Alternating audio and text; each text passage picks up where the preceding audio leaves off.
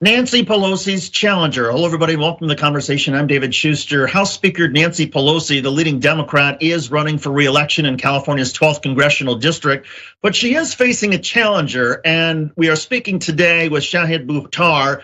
Since we last spoke with them, Nancy Pelosi seems to have had something of a change on the signature issue that Mr. Buttar has been putting forward, and that is disclosure issues in terms of members of Congress disclosing their stock trade. So to talk about it, Shahid Buttar joins us.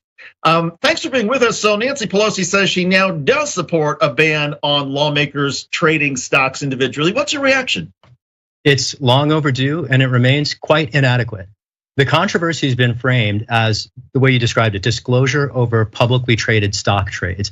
But it's actually worse than that. The ultimate problem is divided loyalties and conflicts of interest and the corporate corruption of the federal policymaking process that results. And those conflicts of interest don't just emerge from positions in publicly traded stocks. Private equity investments, hedge fund investments, even real estate investments. Just as an example of this, there was a bill in 2020 that would have forced banks to pay the costs of housing, rents, and mortgage payments. It never got a hearing. It never got a vote. Might it have gotten a vote if Democrats weren't led in the House by a wealthy landlord? These are conflicts of interest that infect federal policymaking, and none of the proposed reforms that have been introduced would adequately address the problem.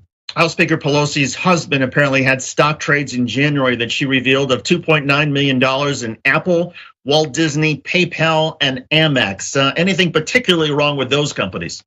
Well, it's not the companies so much that she trades that are the problem. It's the ways in which those companies' interests then infect her policymaking, right? So the most visible example of this might have been her participation in the Visa IPO many years ago when she then blocked proposed credit regulation that would have favored consumers and undermined the company that she had just invested in.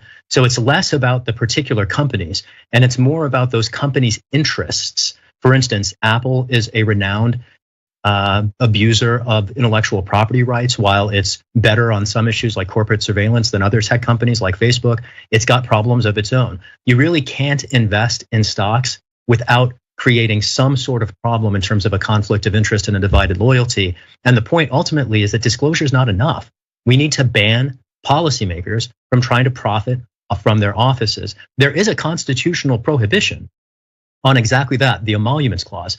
The irony is that the only people in a position to enforce the emoluments clause are voters. And that's exactly why I'm running to replace a corrupt oligarch in order to help liberate at least my city's voice in Congress from this corrupting corporate influence.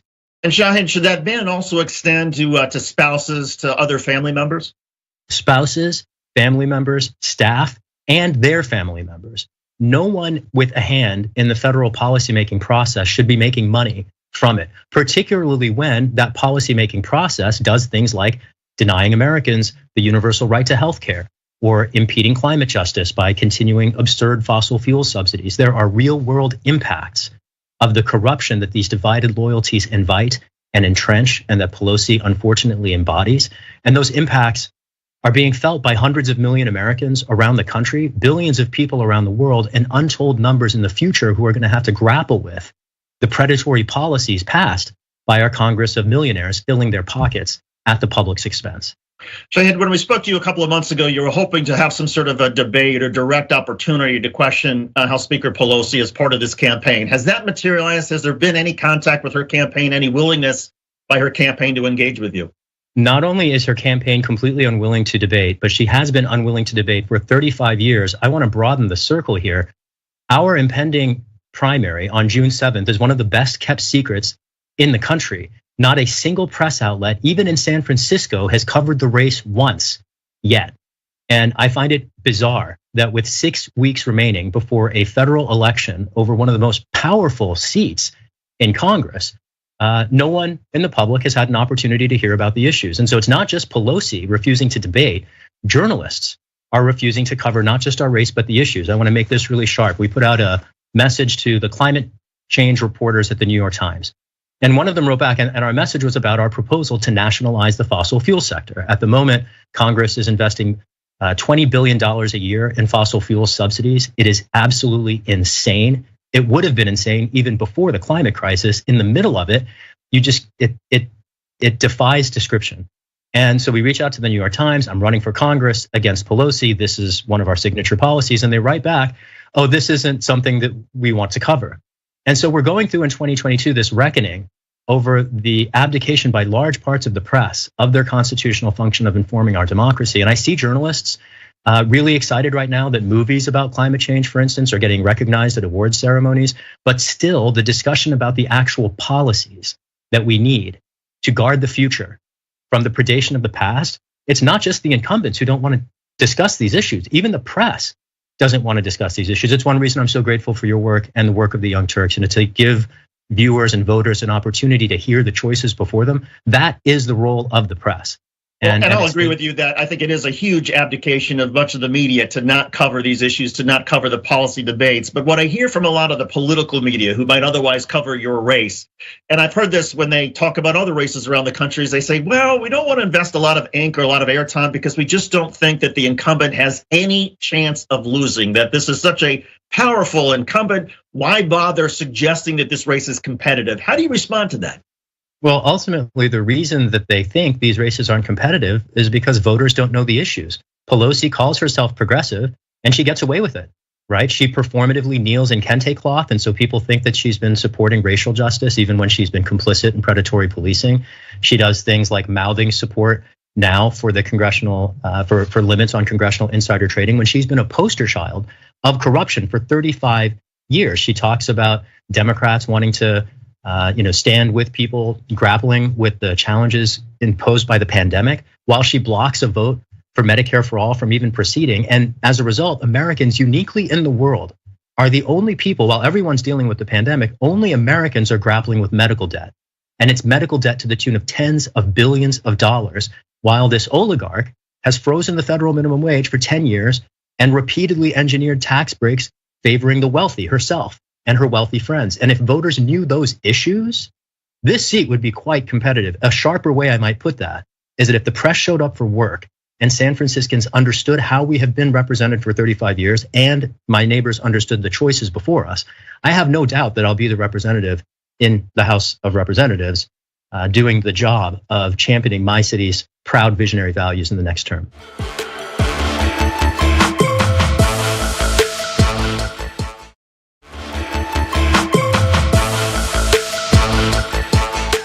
When some of us have pressed Nancy Pelosi's office, for example, on not allowing a Medicare vote, the response back is, well, look, she supports Medicare for all, but she has a responsibility to the entire Democratic caucus to look out for everybody's interests. And why bother bringing something to a vote as the leader of the Democratic caucus that is not going to pass? That she seems to sort of have this sort of understanding or this agreement that, sure, if a measure looks like it will pass the Democratic caucus, then she'll bring it forward. If it doesn't have a chance, then she won't. That distinction between her own personal views and her leadership responsibilities, what do you make of it? It's an entirely disingenuous claim that doesn't hold water. Medicare for all is favored by bipartisan majorities across the United States. The reason Nancy Pelosi doesn't want to bring it to a vote is because A, she doesn't want members of her caucus who are unwilling to support the policy to have to bear accountability for that decision. You might include her among them.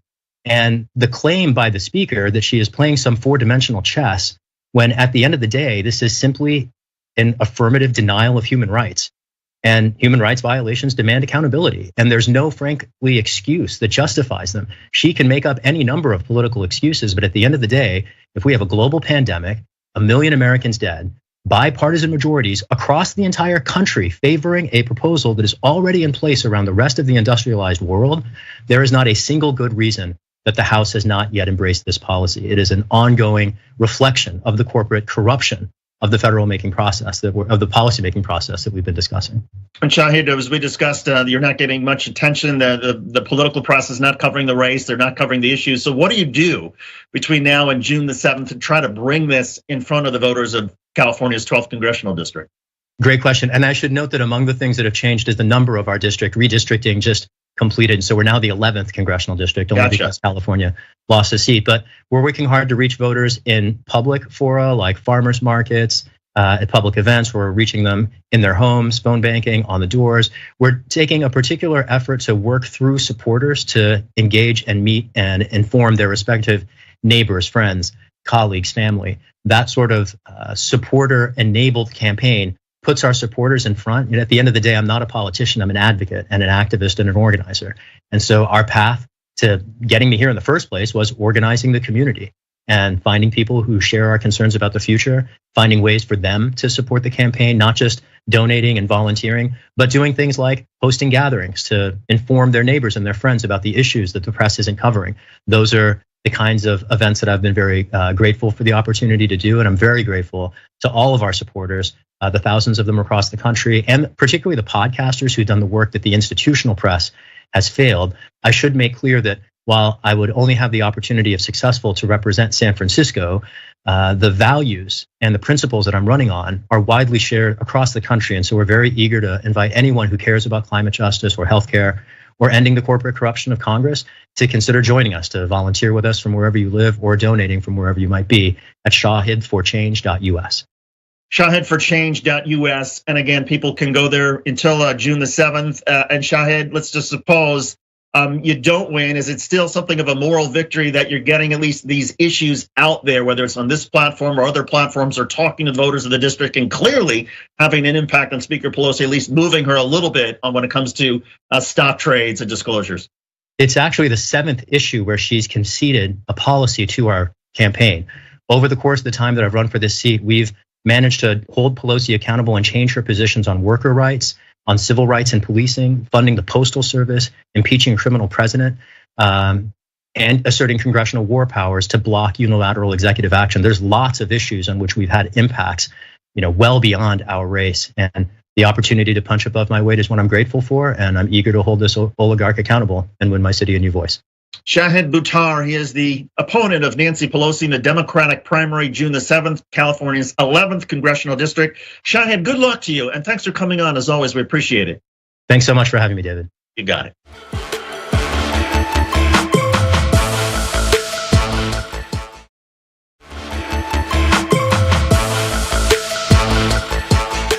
Is a wealth tax the answer? Hello, everybody. Welcome back to the conversation. I'm David Schuster. There are growing concerns around the globe over the growing gap between wealthy and poor, not just in the United States, of course, but literally around the globe. And there seems to be a consensus emerging, at least in some quarters, over some sort of wealth tax. In the United States, for example, taxing some of the wealthiest Americans in order to help pay for things that the government is currently not paying for. Is that such a good idea? Joining us is Gary Stevenson. He is a trader turned inequality economist. He joins us from London.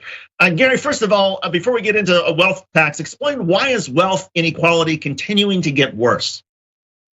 I think it's very important that people realize just how much wealth inequality has increased in the last 2 years. So during COVID, there has been an truly enormous increase in wealth inequality. And I think this happens in a way which is a little bit counterintuitive. And I think it's very important that people understand, because the first thing is the government gave out an enormous amount of money during COVID, $4 trillion. That's truly enormous. It's about $15,000 for every adult in the country.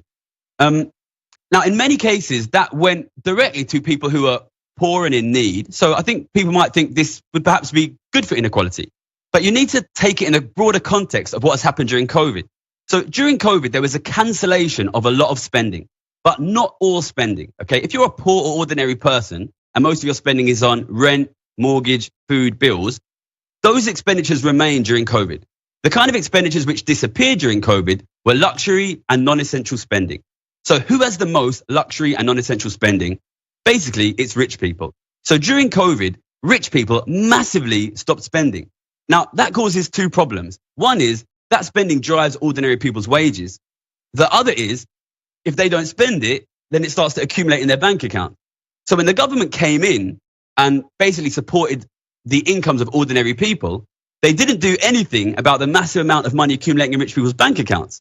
So essentially the government has taken the place of the rich, and money which used to flow around in a circle has now flowed in a line from the government to ordinary people and ended up accumulating in rich people's bank account. So the end result is $4 trillion accumulating in the bank accounts of the rich. That's $15,000 for every American adult. If you out there do not have $15,000 more than you had before COVID, some rich person has got it. Now, some of those rich people obviously are getting wealthier, not because of productivity, but because their value of their paper is going up. But what about the argument that some very wealthy people who create a very good product or who are very productive with their industries are benefiting because of that productivity? Listen, I've got nothing against rich people, okay? I'm a rich person myself. I've made a lot of money by betting that inequality would destroy your country's economy. So listen, I'm the best person to ask, okay? I've got nothing against rich people. I've got a lot of money and I've made a lot of money during COVID. But the problem is, if you give the rich people $4 trillion, and I really cannot labor enough how much money $4 trillion is. Like if I was to come to you 3 years ago and say, imagine the government just printed $4 trillion and gave it to rich people, what would you say would happen? Well, if you'd have said that to me, I would say, well, probably it will push prices up and it will cause a cost of living crisis for the people who didn't get the $4 trillion. And I'm not just saying that now.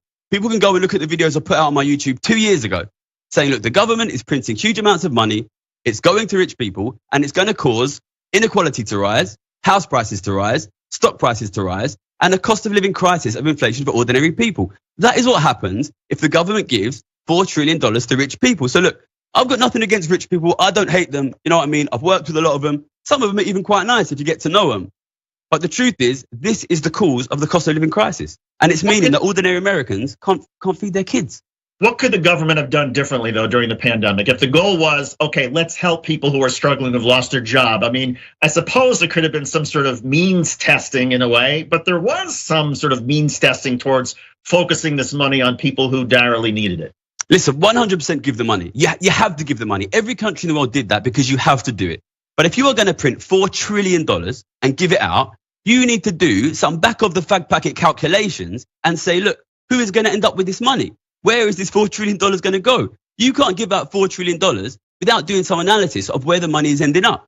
Because all the statistics now show that money is ending up with the richest people in the country. So the problem was not, look, the problem wasn't helping people with the money. It's that it wasn't accompanied by not only analysis of where the money went out, but also then some means of getting the revenue back from the wealthiest people who were seeing their wealth grow even more.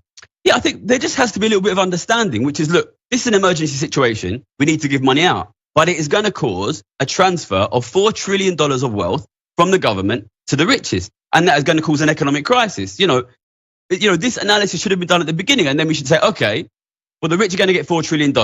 We will need to get some of that back. Otherwise, we will cause this sort of crisis. And I know it was an emergency situation, but the analysis was missing. $4 trillion has transferred from the US government to the wealthiest people in the country. It is the largest and quickest ever increase in wealth inequality in the United States. If you are going to have the largest and quickest ever increase in wealth inequality, then that will be associated with the largest and quickest ever decrease in living standards for ordinary people and increase in living standards for the rich.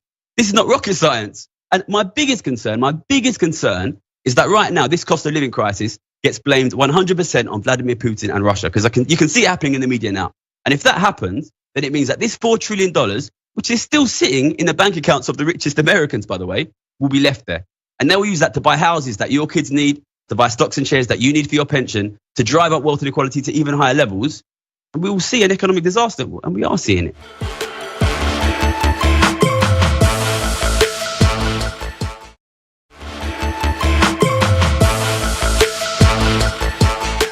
One of the efforts to try to rectify part of the solution has been in the United States. Senator Elizabeth Warren has proposed a wealth tax. The rap against that is that it would not only tax, the wealthiest 1%, but you would have some very wealthy doctors and businessmen and people who aren't so wealthy who would also be pinched and have less money that they would spend and circulate in the economy. Thoughts?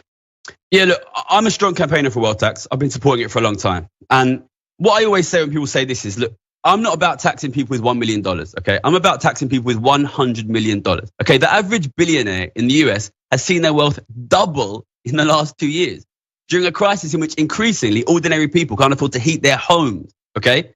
These guys, if you allow these guys to take more and more wealth, they will use that to buy the rest of the homes. You know, I'm not just saying this. I've been betting on this for 15 years and I've made millions of pounds doing it, okay? If you allow these guys to accumulate more and more wealth, they will eventually take everything and you will see an economic disaster. And we are seeing it. So, look, if you're out there and you're a doctor or a lawyer, you are not my enemy. You know what I mean? I was a banker myself. You know, I've got money, you know, and I'm willing to pay a bit more. But the problem here is the super, super rich. What about the problem that some people have identified, like Bernie Sanders has identified people essentially trading pieces of paper? So he wants to put a transaction tax or a penny per trade on Wall Street, with the idea being that, okay, the financial sector in the United States, you shouldn't be able to make so much money by trading so quickly with speculation and making bets, that there should be some sort of tax on that. Does that make sense in your estimation? Well, listen, I've traded a few pieces of paper in my time, so I guess some people will be pointing some fingers at me here. Look, the most important thing with any tax is that it hits the richest. It has to hit the richest, okay? Look, if you're not going out there and if you're not getting Jeff Bezos and Elon Musk, then you're failing in your tax. So look, I would be willing to anticipate to talk about lots of potential taxes that we could do. The most important thing is that you catch the richest. You have to catch, because I know people out there will be looking at me and saying, you're going to bring a tax in, the richest will avoid it, and you're going to hit me. That's not what I want to do. I want to bring a tax that is well designed, well planned, and hits the richest people in the country. You mentioned, and you've been correct on a lot of things like inflation, on the wealth transfer, on all the sort of side effects, housing prices going up. Given your track record, let's ask you a little bit about the future. What do you see if nothing changes? What do you see happening over the next year or two in the United States with the economy? David, I'm not going to sugarcoat this for you. This is going to be a disaster. This is genuinely going to be a disaster. I'm sorry, but look at what's happening already now, okay?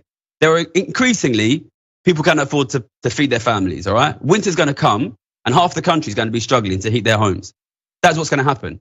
And then you've got another 20, 30% above that have an extra 2,000, 3,000 extra cost of living. Well, that's the money they needed to go to the shops, to go on holiday, to go to bars, to go to the cinema, to go to the theater, right? These guys can't go out anymore. You know, this money that is being sucked out of ordinary people's purchasing power, that is the money that drives the economy. And if you take that money away. And do you see inflation continuing at the current pace? I mean, a lot of economists would think, well, inflation will probably taper down by the end of the year. How do you see it? Listen, inflation will eventually normalize. But the point that I want to make is, even if inflation normalizes, that doesn't mean prices go back to where they were. So we will move to a new normal where the normal cost of living is permanently higher relative to an ordinary person's wages. And that means the standard of living will be permanently lower for ordinary people. And this is exactly what you should expect when you have an enormous and permanent increase in wealth inequality. This has been the largest ever transferred wealth from ordinary people to the rich. So ordinary people will see their quality of life fall if they don't change that. Do you see a connection between that wealth transfer? And we've done some stories on this particular program about, for example, the companies that are responsible for food and grocery prices, whether it's the grocery stores or the Tyson chickens, that their prices have gone up far faster than the cost of living, far higher than even inflation. So it seems like within certain sectors in America, there's a lot of corporate price gouging that's going on. Listen, rich people have much, much, much, much more money than they had 2-3 years ago. $15,000 per American adult has been printed, and it's all ended up with the richest, which means the average wealthy American family is sitting on hundreds of thousands, even millions of dollars cash more. These guys are going to buy more stuff and they can pay more with it. And partially, they will invest in natural resources. They can buy and hold those natural resources to make themselves richer. Look, if you make the rich much, much, much richer, then they will take a bigger share of the output and of the natural resources. That leaves less for the rest of us. Gary, if you could have a conversation with Joe Biden and top members of Congress right now, what would you say to them? What's the solution here? Assuming that they have the political will and the votes to do it, what's the solution? Listen, you guys have presided over the biggest and fastest ever increase in wealth inequality, but it's fixable. The money is there. That $4 trillion is sitting in the bank accounts of the richest Americans, while ordinary people are struggling to heat their homes and feed their families. $4 trillion is there. You have to access it. Be careful, plan a tax that works, but you have to tax the richest. It's the only way to avoid an economic disaster here. And finally, Gary, how did you go from being a trader to being somebody who is essentially an advocate for this kind of work? Oh, well, I don't have much time, but I'm from East London, near the financial centre. I went to the London School of Economics, and actually before the financial crisis, Citibank used to hire one trader a year through a card game, which is basically a maths game. I'm good at maths, I'm good at games, so I entered that and I won. And yeah, I became a trader and I was quite a good one. If people want to know more, they can check out my YouTube, Gary's Economics. Lots of information there. Okay. Gary Stevenson, he's a trader turned inequality economist. Gary, good of you to join us. Thanks for being with us. We appreciate it. Thank you. And that'll do it for this edition of The Conversation. On behalf of Asher Cofield, Gina Kim, Craig Lowry, I'm David Schuster. Thanks for watching. We'll see you next time.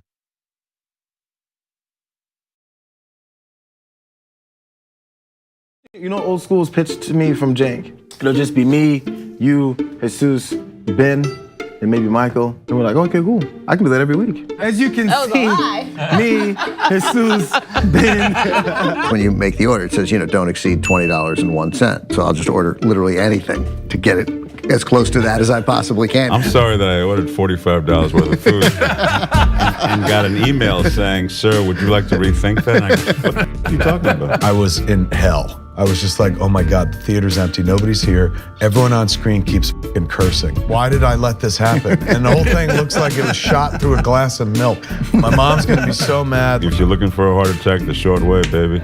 Wrong! I did put mayonnaise on it. I'm the most in shape, overweight person you'll find. That's right. He was like, why didn't you answer my call? I called you 39 times. Yuck. But what makes you stop right before 40? You know, what makes you say, nah, man, I ain't doing that no more. I'm cool. And I called you back on the air.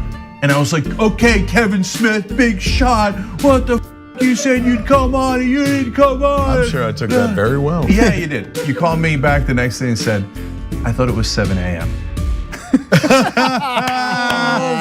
There's now deep fake porn. I don't know if you guys have heard of this. I heard of it. I just had some in the car. I'll tell you who I'm not f***ing, Ben Mankiewicz. Have you guys ever felt that? Not ever. And now it's just the three of us. This is the intimate hour. By the way, the last half hour of this, we're not even rolling. Fair enough. Hey, man. Easily. See, I watch movies. I'm done with both of you. Once Craig starts laughing, I can't stop. And I was just gonna ask you about getting high. Snoogans, Snoochie Boochies. And members, of course, you can get the whole damn thing. TYT.com, join, and free trial. I'm old school with the old folks. Good John, come back. This is where it all began for many elected progressive leaders. The Young Turks was one of the few media outlets to cover the races of Alexandria Ocasio-Cortez, Jamal Bowman, Cori Bush, Rashida Tlaib, and many, many more. We know a great majority of the country is actually progressive, and TYT is here to amplify these issues so that we can have better policies that a majority of the country actually supports. We want to drive positive change, and then we've been doing that for 20 years here. That's why we're launching Canvas 2022, a campaign to get out the vote and amplify progressive candidates, the progressive agenda, and their primary races. The midterm elections are fast approaching, and we know mainstream media won't cover progressive voices, but because the TYT audience is too strong, we can make a difference in the midterm elections to help progressives get elected and make sure our priorities are heard. Support our mission to drive positive change. Visit tyt.com/canvas2022.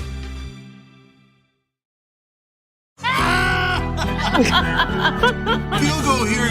It's time to switch to beer. Oh, man. Oh, God. Do your best. He's a little like...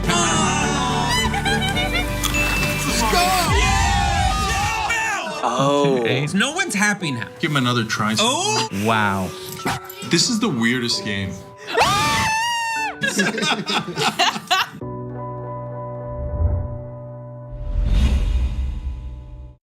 Public opinion, your opinion, has zero effect on public policy. The richest people in the country, their opinion has a direct effect. Leslie Byrne, a Democrat from Virginia, describes that when she went to Congress, she was told by a colleague, quote, always lean to the green. And to clarify, she went on, he was not an environmentalist.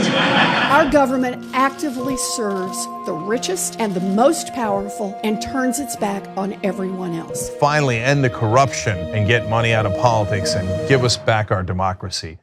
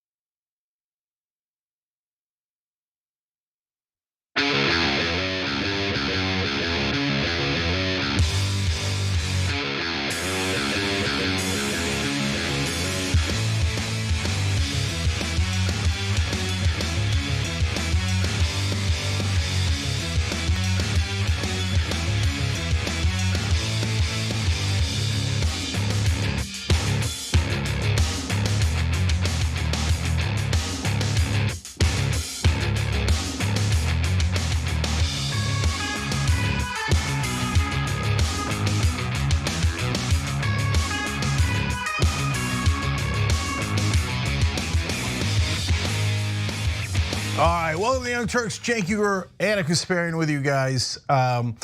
Terrific show ahead. We got a guest for you guys. You might recognize her, you might not, depending on how long you've been watching TYT.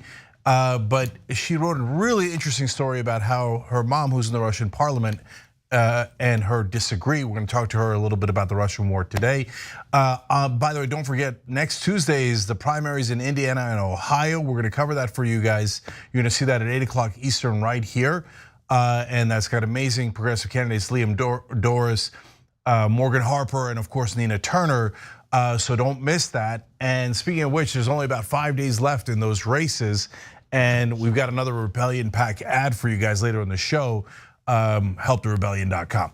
All right, now Anna's got amazing stories for us, including the war in Ukraine. Yes, I wanted to give some updates on what is happening in terms of the US response to Ukraine. And it is interesting that when it comes to defense spending, apparently it's like a bottomless pit of money that we can offer. So President Joe Biden is planning on soliciting Congress for tens of billions of dollars in additional funding for Ukraine. The money would go toward, of course, military weaponry, also humanitarian aid. But what this reveals is that the government seems to have a bipartisan effort to easily appropriate money for any type of defense spending, any type of war-related effort, and this is a perfect example of that. So the White House says it needs Congress to approve just over $20 billion in security assistance for Ukraine, including $5 billion for weapons and other military aid, $6 billion for the Ukraine Security Assistance Initiative, and $4 billion for the State Department's Foreign Military Financing Program. An administration official told reporters on a call previewing the request. Additionally, by the way, Biden is asking Congress to approve $8.5 billion more in economic assistance for Ukraine and $3 billion in humanitarian assistance and food security funding. And the total in terms of new money that the White House is planning on appropriating for this effort is about $33 billion. And keep in mind, that is in addition to the billions of dollars that have already been appropriated for Ukraine. Now, the president's funding request is what we believe is needed to enable Ukraine's success over the next 5 months of this war, said a second administration official who warned that the war could well last months or more. And the reason why I give you that timeline is because they say that the $33 billion in additional funding is just meant to carry Ukraine through till the end of the year. But if the war continues past that, it is very likely that they will want to pour additional money toward this effort. And as I've said on the show before, Cenk, I'm obviously empathetic toward what the Ukrainians are going through. We have made security commitments to Ukraine after they agreed to give up their nuclear arsenal. However, what this really does show us, and it's happened over and over again, is that the money's there. Congress has no problem in giving this money to certain efforts that involve defense spending. But when it comes to something like making the child tax credit permanent or providing financial relief for student borrowers, I don't know if we have the money for it. How are we going to pay for that?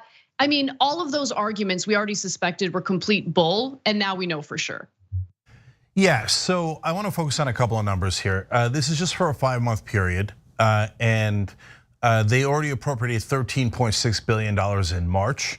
So when you put the 33 along with the 13.6, just over a small number of months here, in total about 6 to 7 months. So, and then you extrapolate for a whole year, well, you're getting to a number that is very similar to Build Back Better. Remember, Build Back Better, they would say like, 1.7 trillion or whatever, but that's over 10 years. So you do the math on it and you begin to realize, oh my God, we're almost there in assistance to Ukraine. I agree with Anna. I love that we're assisting Ukraine. I think that all of this is efficient spending. There's no way it's going through the Defense Department. Guaranteed it's double what was needed. Half the money is going to go to executives somewhere.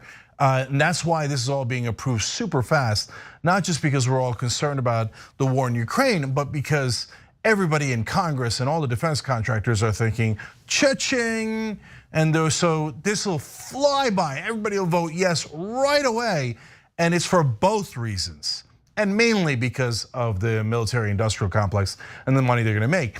By the way, again, to be clear, just because defense contractors are getting rich doesn't mean you shouldn't help Ukraine. And by the way, just because you wanna help Ukraine doesn't mean you need to spend twice as much money to make sure the executives get a couple of $1 billion in their pockets. So, but I know we've lost track of all reason and balance in the US government. But guys, I mean, what happened to all the right wingers saying America first? So I'm not, again, we're not saying, hey, be pro-Putin and pro-Russia and all that stuff. I don't want to encourage the right wing to go in the wrong direction in that sense. But we should help America as well. And so Build Back Better had tons of things like child tax credit that you need, and family leave, and all of these things that actually affect your family immediately. And it has no chance of passage because it doesn't help defense contractors or any other lobbyists. So that's the priorities of America. That's real. Also, Cenk, there's just this complete lack of transparency in regard to how the Biden administration came to these numbers specifically. And you can see the disproportionate amount that goes toward military weaponry versus actual humanitarian assistance. So just going back to the first graphic again, I mean, it's funny how they separate things out as if all of these are different categories, when in reality, every number that I'm about to read has to do with military weaponry. So there's the $20 billion in security assistance for Ukraine, including $5 billion for weapons and other military aid. What is the difference between the $20 billion for security assistance and what does it mean when you say $5 billion for weapons and other military aid, $6 billion for the Ukraine Security Assistance Initiative? Like, how do you differentiate between those two? Like, what falls under those categories? Because it all sounds like the exact same thing. And then you go to, economic assistance. Biden is asking Congress to approve 8.5 billion in economic assistance and only 3 billion in humanitarian assistance and food security funding. So just notice that disparity, the huge numbers that are associated with the Defense Department and the relatively smaller numbers relating to economic and humanitarian assistance. Also, I want to just add that the administration is also asking for $500 million to address domestic and international economic stresses related to the war. I think this is actually a worthy cause that will go toward helping the US increase food production of wheat and other food crops experiencing shortages.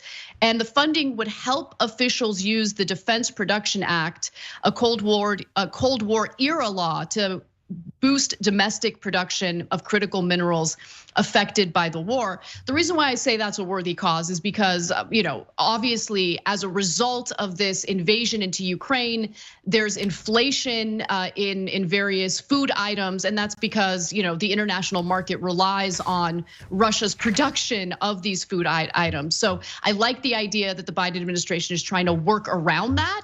But again, take a look at the numbers associated with economic relief, both for the Ukrainians and for the United States, and just compare it to the outrageously high numbers associated with defense spending. Yeah, 100%. So look, obviously we get that this is a war, and if ever you're going to do defense spending, it's now. But also remember what we reported to you a couple of days ago.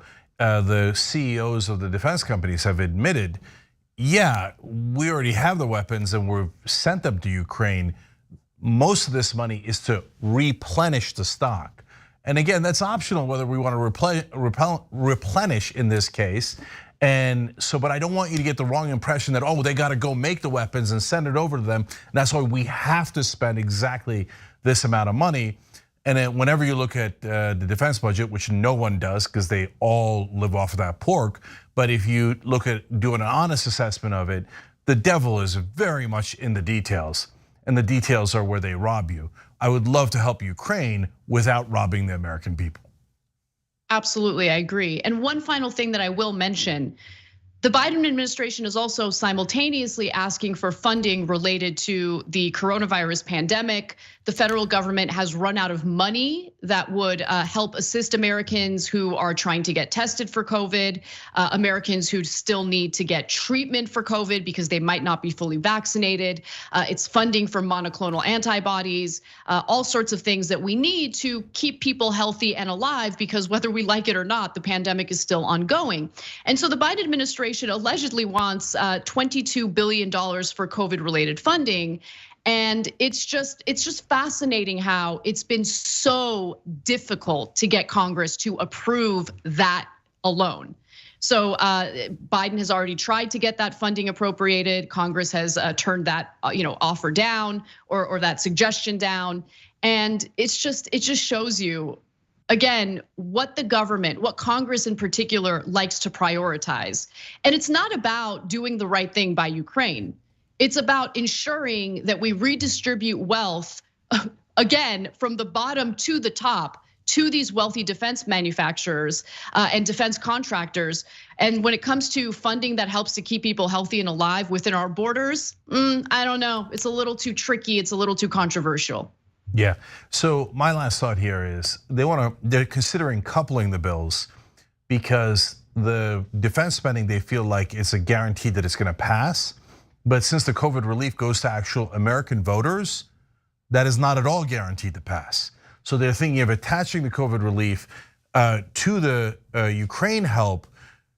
Why? Because Republicans and conservative Democrats are such big humanitarians, and they just feel like in their hearts they've got to help the Ukrainian people, but by the way, not the American people? No, because they know all of those corporate Republicans and Democrats get funded by the defense industry. So they will have to vote yes. Their donors have instructed them to vote yes. They have no choice at all. That is why they are considering whether they could put assistance for Americans along with that to force them to vote for Americans to get help as well, because otherwise our corrupt politicians really don't want to help us. Yeah, it's really sick. Well, we got to take a break. When we come back, we have a wonderful guest to join us, someone who is certainly privy to the propaganda in Russia. And we'll also talk about how Russian state television is just very nonchalantly talking about a nuclear war. We've got that story and more coming right up.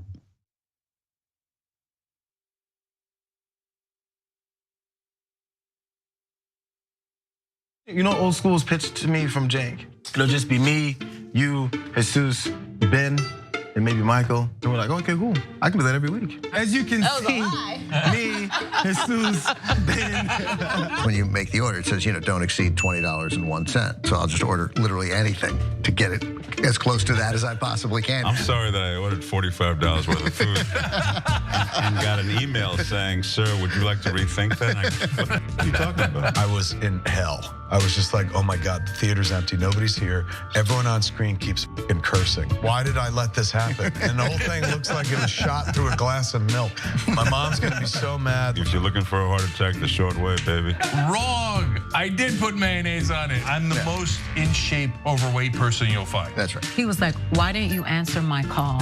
I called you 39 times. Yuck. But what makes you stop right before 40? You know, what makes you say, nah, man, I ain't doing that no more. I'm cool. And I called you back on the air. And I was like, okay, Kevin Smith, big shot. What the you said you'd come on and you didn't come on. I'm sure I took that very well. Yeah, you did. You called me back the next day and said, I thought it was 7 a.m. And there's now deep fake porn. I don't know if you guys have heard of this. Heard of it? I just had some in the car. I'll tell you who I'm not Ben Mankiewicz. Have you guys ever felt that? Not ever. And now it's just the three of us. This is the intimate hour. By the way, the last half hour of this, we're not even rolling. Fair enough. Easily. See, I watch movies. I'm done with both of you. Once Greg starts laughing, I can't stop. And I was just gonna ask you about getting high, snoogans, snoochie boochies. And members, of course, you can get the whole damn thing. TYT.com, join and free trial. I'm old school with the old folks. Good. John, come back. This is where it all began for many elected progressive leaders. The Young Turks was one of the few media outlets to cover the races of Alexandria Ocasio-Cortez, Jamal Bowman, Cori Bush, Rashida Tlaib, and many, many more. We know a great majority of the country is actually progressive, and TYT is here to amplify these issues so that we can have better policies that a majority of the country actually supports. We want to drive positive change, and then we've been doing that for 20 years here. That's why we're launching Canvas 2022, a campaign to get out the vote and amplify progressive candidates, the progressive agenda, and their primary races. The midterm elections are fast approaching, and we know mainstream media won't cover progressive voices, but because the TYT audience is too strong, we can make a difference in the midterm elections to help progressives get elected and make sure our priorities are heard. Support our mission to drive positive change. Visit tyt.com/canvas2022.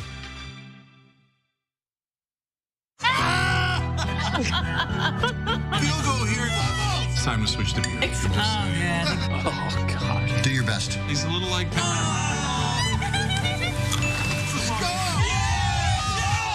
Oh. No one's happy now. Give him another try. Oh. Wow. This is the weirdest game.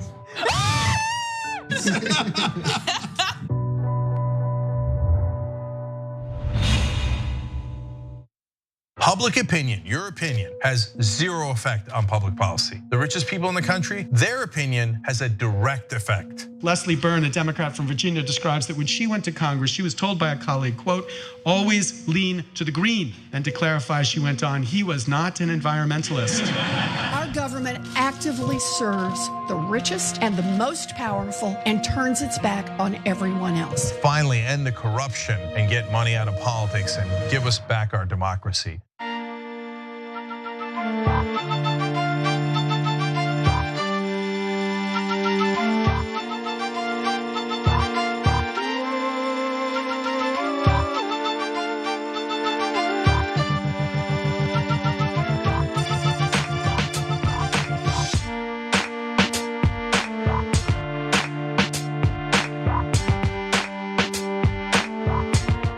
All right, back on the Young Turks, Cenk Uygur, Anna Kasparian, Stephen Bellegarde, and Mert with you guys. Mert abi nasılsın ya?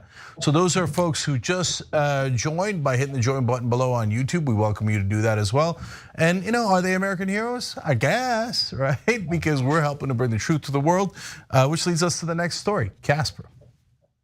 All right, well, why don't we check in a little with Russian state television? There was a conversation recently that's getting a lot of attention. The possibility of a nuclear war came up during a recent broadcast on Russian state media. Margarita Simonian, the director, or I should say the editor and chief of RT, considered the possibility of Russia using nuclear weapons and engaging in a nuclear war. And what really stood out was kind of like the nonchalant nature that this conversation was being had. Let's take a quick look at the video and we'll discuss. Или мы проигрываем на Украине, или начинается Третья мировая. Лично я считаю более реалистичным путь Третьей мировой. Ну, потому что зная нас, зная нашего руководителя Путина Владимира Владимировича, вот самое невероятное, что в конце концов все это закончится ядерным ударом, мне представляется все же более вероятным, чем вот такое развитие событий.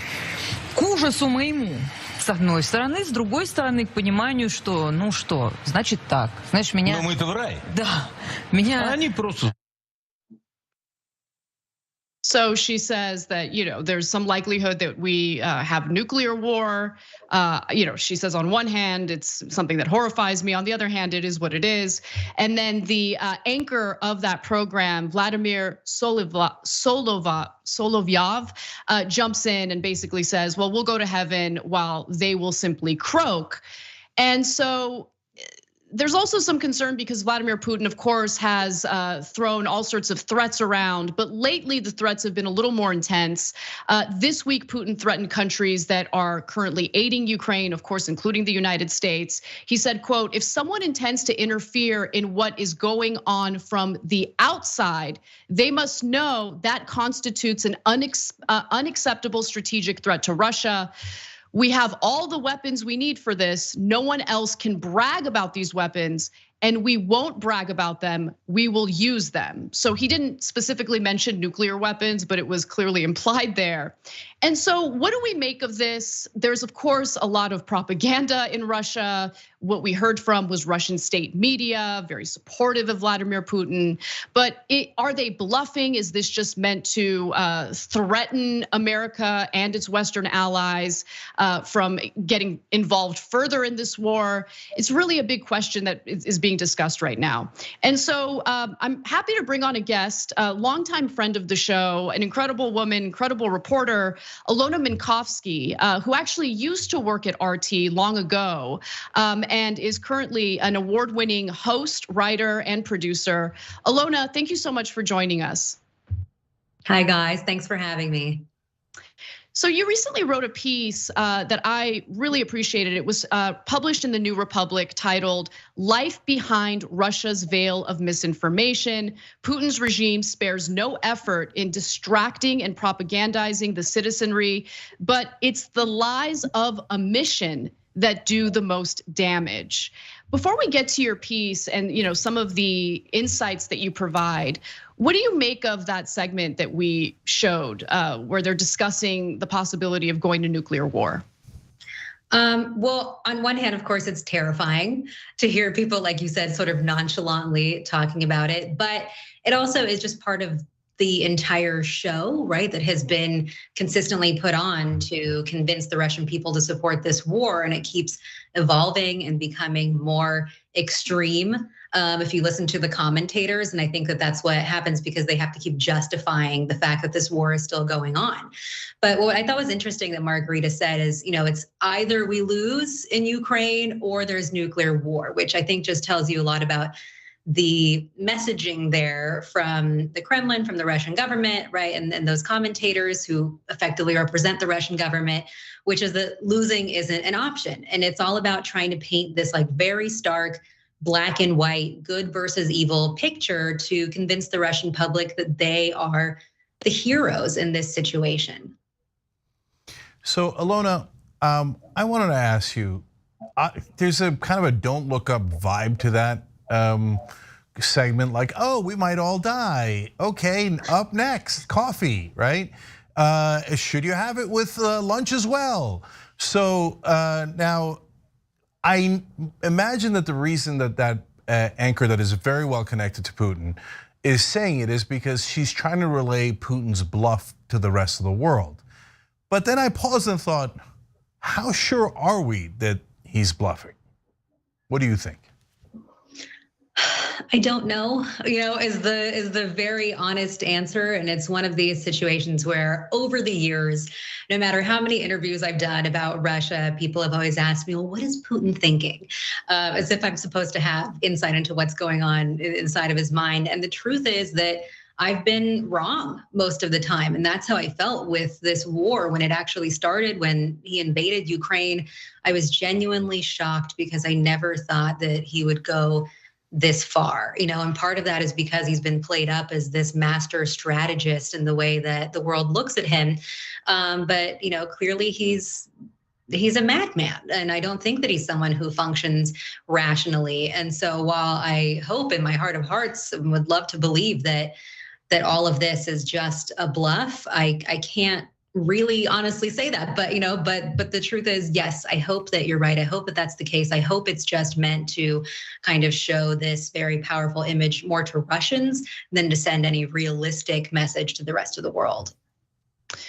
Yeah, I like that you pointed to the fact that you were wrong in the beginning of the war, because so was I in terms of my predictions. And I remember once the invasion happened, one of the people that I was furious with, I never vocalized this, was Rachel Maddow and all of the corporate Democrats who spent the entirety of the Trump administration, really just fear mongering about Russia to the point where all of the warnings coming from the State Department in regard to Russia's invasion into Ukraine just felt like the boy who cried wolf. And I dismissed it, right? And it always feels like, especially the State Department is looking for the next boogeyman in order to, have some sort of excuse to funnel more weaponry or more military aid to defense contractors, more military-related money and spending to defense contractors.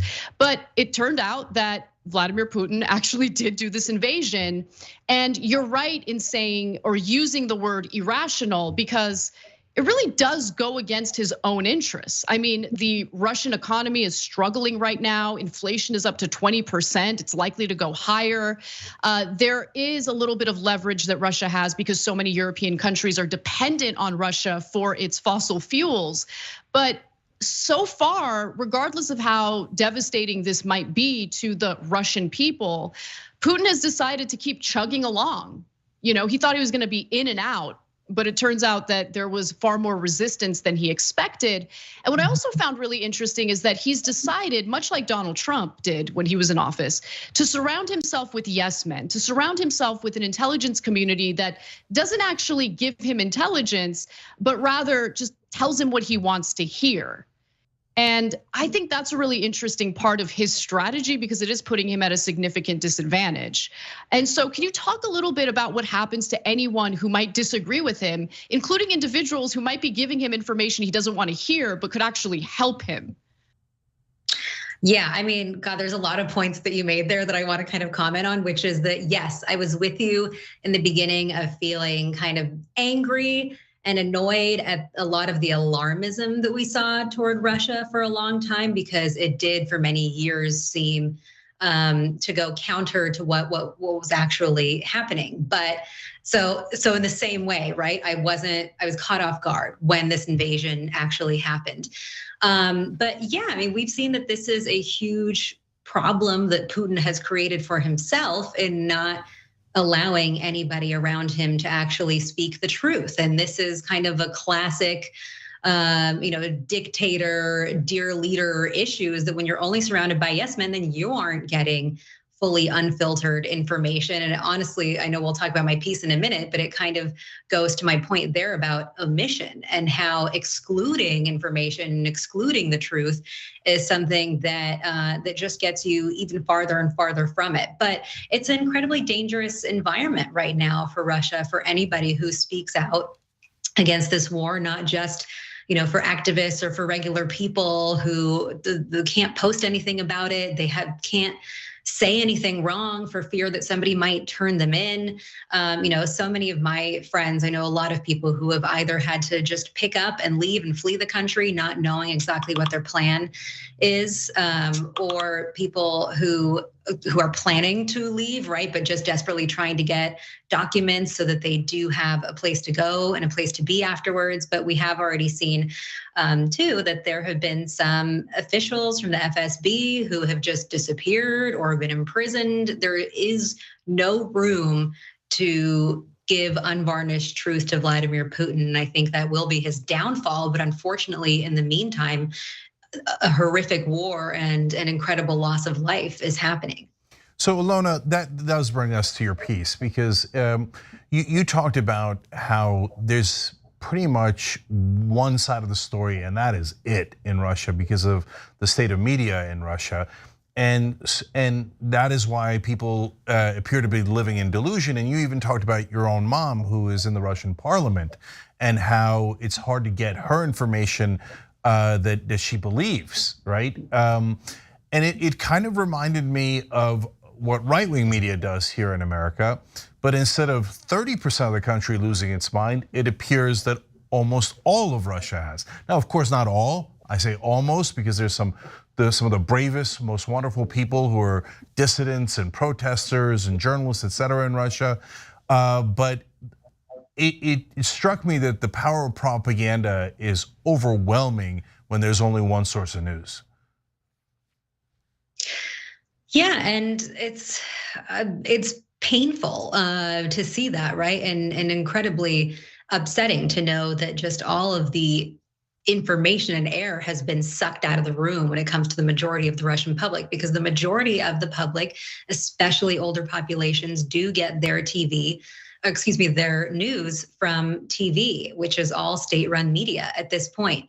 And a lot of younger people or people who want to be seeking out other information or using VPNs to bypass some of the blockages and the censorship. But still, it's not like you can then post about it and share it with other people or even necessarily talk about it. And don't forget that it's estimated, the last estimate I saw was that 200,000 people have left and fled the country. And those are the people who tend to be, I think, the most aware of what's happening, awake to the situation, the most resistance-minded. And so in this piece, I was trying to come up with answers. I mean, we have a problem with disinformation all over the world. And we're, there are lots of conferences. As I mentioned, Barack Obama has launched a whole campaign to try to fight it. But in a case like this too, with the war in Ukraine, you just have to try to understand or try to wrap your head around how is it that people are rationalizing supporting a bloody, horrific, unjust conflict. And it's that they're not getting other information for the most part. They're being shown this story of Russian heroism, of taking out Nazis. It's something I've spoken about before, but I think that Vladimir Putin has very strategically used Russian history, at least the parts that are to his advantage of Soviet history, like bravery in World War II to help amplify and kind of nurture this support for this war and this denazification of Ukraine. But of course, most Russian people have either, older generations maybe don't talk about it. Younger generations don't really know a lot about what happened in the Soviet Union. There have been opinion polls that have shown this and studies that have shown this. That's another history that has been whitewashed inside the country. And so again, like you just see what happens when people don't know, when they don't come to terms with history, they don't take accountability for it, that things like this repeat themselves and horrors like this repeat themselves. I wanted to read, there were some excerpts in your piece that I related to. It really resonated with me. I also have some family in Russia. And as an Armenian, Russia has been a long time ally of Armenia's, and Armenia is really dependent on Russia for security. I mean, without Russia, Armenia wouldn't even exist. So I kind of understand the biases coming from, Armenians on this issue. But this particular excerpt from your piece really spoke to me. You wrote, "The current clash over truth, fiction, and everything in between has expanded the thousands of miles that physically divide parts of my family, so much so that these days it often feels as if we reside on different planets. While it's never been easier to stay connected, I no longer know how much of the conversations we have with one another is real." And later you wrote, "If my time at RT America taught me anything, it's this: a mission can be just as powerful a tool as telling brazen lies or sowing suspicion." And I thought that last part was just so incredibly important, because I remember your show on RT, I mean, years and years ago. And I remember coming on your show as a guest quite often. And it was really the only program in America at the time, other than TYT, but we weren't on television at the time, where we could speak freely about the excesses of American foreign policy, the brutal nature of it. We talked about issues that we actually genuinely believe in, but at the time, it didn't really hit me that we were avoiding certain topics, right? And I wanted to talk to you a little bit about that, because you kind of had your own awakening about the powerful emission, or the emissions, and how powerful it is in Russian state propaganda. Can you elaborate on that a little further? Yeah, I mean, Anna, it didn't occur to me when I was hosting the show too that we were making that compromise, and maybe it's because I was like 23 and just didn't know any better, or maybe I was again just willing to kind of deny that fact because I felt so passionately about the stories that we were covering and felt like there wasn't really any other outlet to be covering all of those progressive stories and those angles on TV, like you mentioned. And so I kind of just allowed myself to not realize, well, hold on, there's a huge conflict here. If sure, I'm allowed to talk about whatever I want to on my program and cover any story I want on my show here about the United States. And I think I saw it that way too, because I'm an American. This is where I've grown up. This is the country that I, vote in, that I have lived in since I was 4 years old. And so that was my primary kind of thought process as I was thinking about America. But the clear conflict was we were talking about all these stories, but then not talking about Russia. While of course the Russian government was paying the bills for RT America to exist. And so, it's something that I, as I mentioned in the piece, faced a lot of consequences for professionally, people not wanting to hire me because of it. And it's something that I have to just outright acknowledge and own. And so I think that kind of a mission, though, it does exist everywhere. And it's just sometimes some of it tends to be culturally acceptable. If you look at the way I used Condoleezza Rice as the example in the piece of, her going on TV and giving interviews, talking about what a violation of international and human rights it is for a nation to invade another sovereign nation without really having to at all confront Iraq and her track record there and the Bush administration. And so I think it's part of, or a key, in my opinion, to solving the disinformation kind of plague that we have globally, which is realizing that unless you really say it all and confront uncomfortable and inconvenient truths, then that disinformation is just going to have more room to grow. And so, of course, in Russia right now, that omission, I wish I had a better word instead of repeating that a million times, or exclusion, maybe I should say, that exists right now to an extreme degree because they're just living in a completely censored environment where social media has been blocked, where Western outlets have been blocked. And so it's, omission to the extreme. But that, I think, is what allows people, when that truth isn't there and it's not getting through and it's not even being shown, it allows them to block it out and to deny that it exists. So yeah, Alona, so last question here. First of all, I just want to acknowledge that's exactly right about omissions being everywhere. I mean, look at CNN, right? So they cover the Ukraine war nonstop. Did they give the same coverage to Yemen? No, right? And so that is a giant, giant omission. For a long time, that was a much larger war with a much larger death count, yet almost no word of that, because why? The Saudis are ostensibly US allies. That is also a form of propaganda. And that is why a lot of Americans live in a bubble where they don't realize that wars like that are happening. So that's a great point. And by the way, all those great points in Alona's article, you can see, because we'll put the link down below that you can just click on the description box if you're watching this on YouTube or Facebook later. But the last question is this. Look, I thought it was brave of you to talk about your mom in the Russian parliament and how you guys disagree. So that means she's supporting Putin. And she lives in that same information bubble that you're talking about. So, can you get through to her? Like, hey, mom, there's different information. Like, here they're showing the dead Ukrainians, and et cetera, et cetera. And if you can't get through to her, how does it affect your relationship on a personal level? It's hard. It's really hard. It's my mom, and so I get emotional talking about it, but it really is, it's incredibly challenging and difficult. And I think especially because at this moment in time, even though she might downplay it, I feel like I don't know if she's being 100% truthful with me when she's speaking to me, just because of the environment where it's assumed someone's always listening into your calls, especially for someone like her and you're a government official.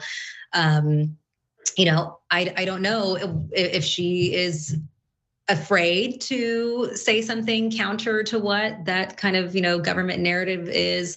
I don't know if she really buys into it. It is just a confusing time for me, and one that, I try to do what I can. I try to say my piece, but I think so many people have probably experienced something similar, obviously not exactly the same. Not everyone's, parent is a member of the government in Russia, but just of trying to get through to relatives, people that you love and that you care about, who seem unreachable at times, right? Or maybe it just results in you screaming about it and fighting matches, and it just feels like not worth it to have to bring it up every single time. And so, you want to try to maintain and sustain a relationship with this person that you care about. And so it's challenging. That's all I'll say.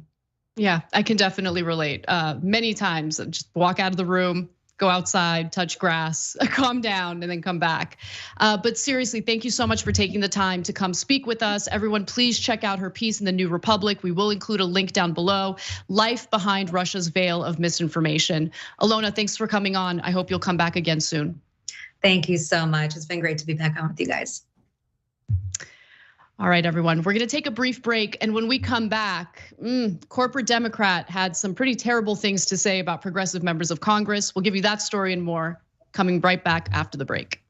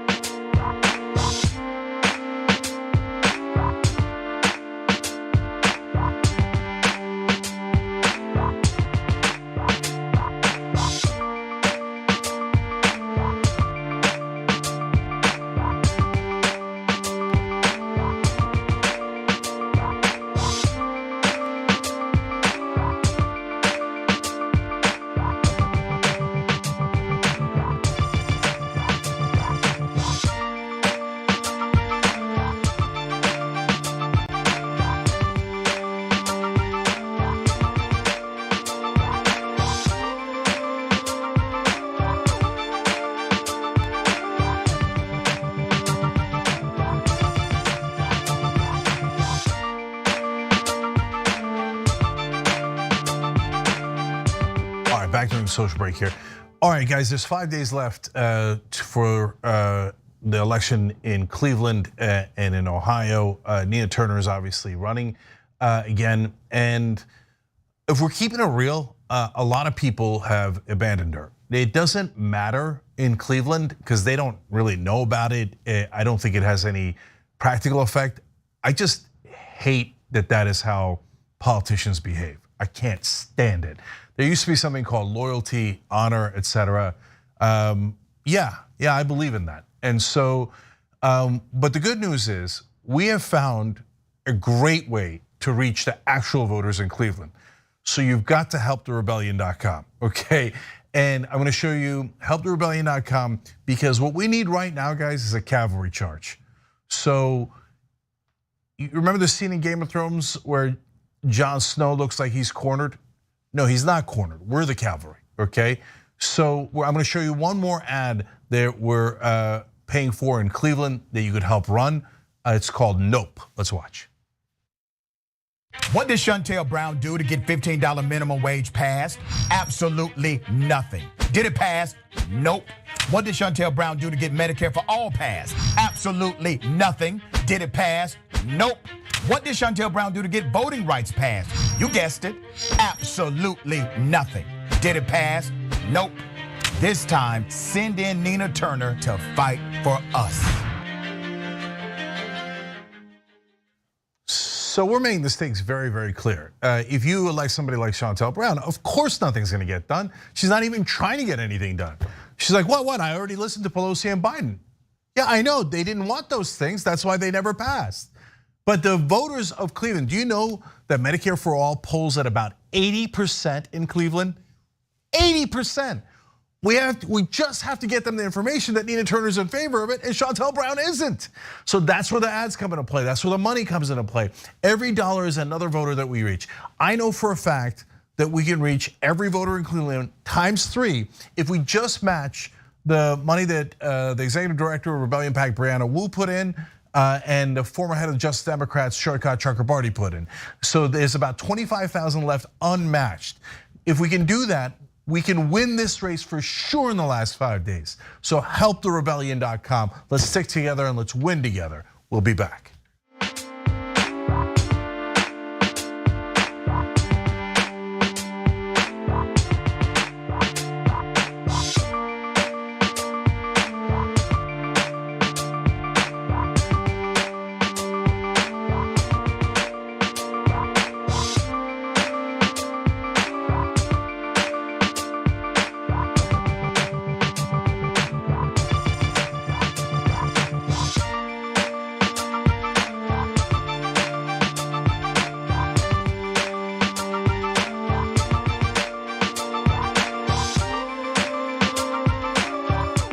All right, back on TYT, Cenk and Anna with you guys. Also, Laszlo 216, that American hero just joined by hitting the join button below on YouTube. That's how you become a member. That's how you help us produce this show that tries to bring honesty and change to the country. Anna's got more news. Anna, we can't hear you. Sorry about that. That happens all the time when you're at home. It's okay, no big deal. I know, sorry about that. Okay, let's do it. Let's talk a little bit about what's happening with the Minneapolis Police Department. When you think of the Minneapolis Police Department, you probably think of some high-profile police killings, including Amir Locke from earlier this year, and also George Floyd in 2020. But yesterday, the Minnesota Department of Human Rights released a 72-page report detailing the activities and behavior of the Minneapolis Police Department. And their findings do show that the department is actually far worse than we even suspected. So here are the report's main conclusions. After completing a comprehensive investigation, the Minnesota Department of Human Rights finds there is probable cause that the city and Minneapolis Police Department engage in a pattern or practice of race discrimination in violation of the Minnesota Human Rights Act. And what they looked into in order to come up with these findings, hundreds of interviews, a review of 700 hours of body-worn camera footage, and nearly 480,000 pages of city documents. And the report is so long, there are so many things that we could talk about. Obviously, we don't have time for that, but we're gonna give you the highlights from the report. For instance, apparently upsetting or hurting a police officer's feelings has led to some pretty terrible behavior by the cop that's offended. So a high-level MPD leader explained that officers often arrest and cite individuals with obstruction or disorderly conduct for things that could fall under the category, arguably, of pissing off the police.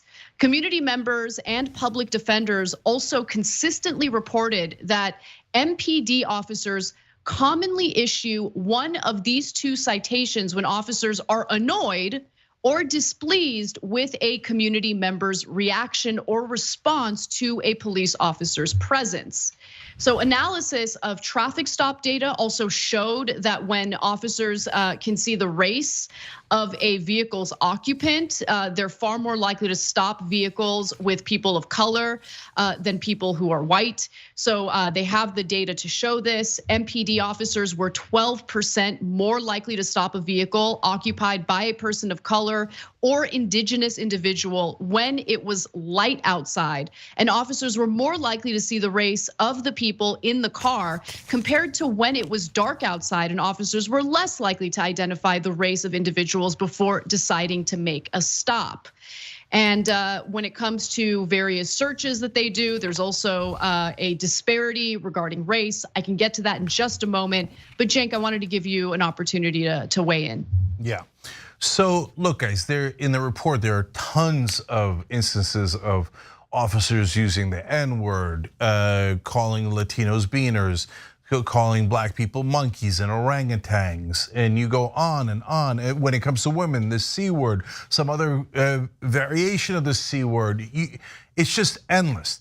Now, having said that, you don't have to just rely on anecdotes. So look at the number that Anna just read you guys.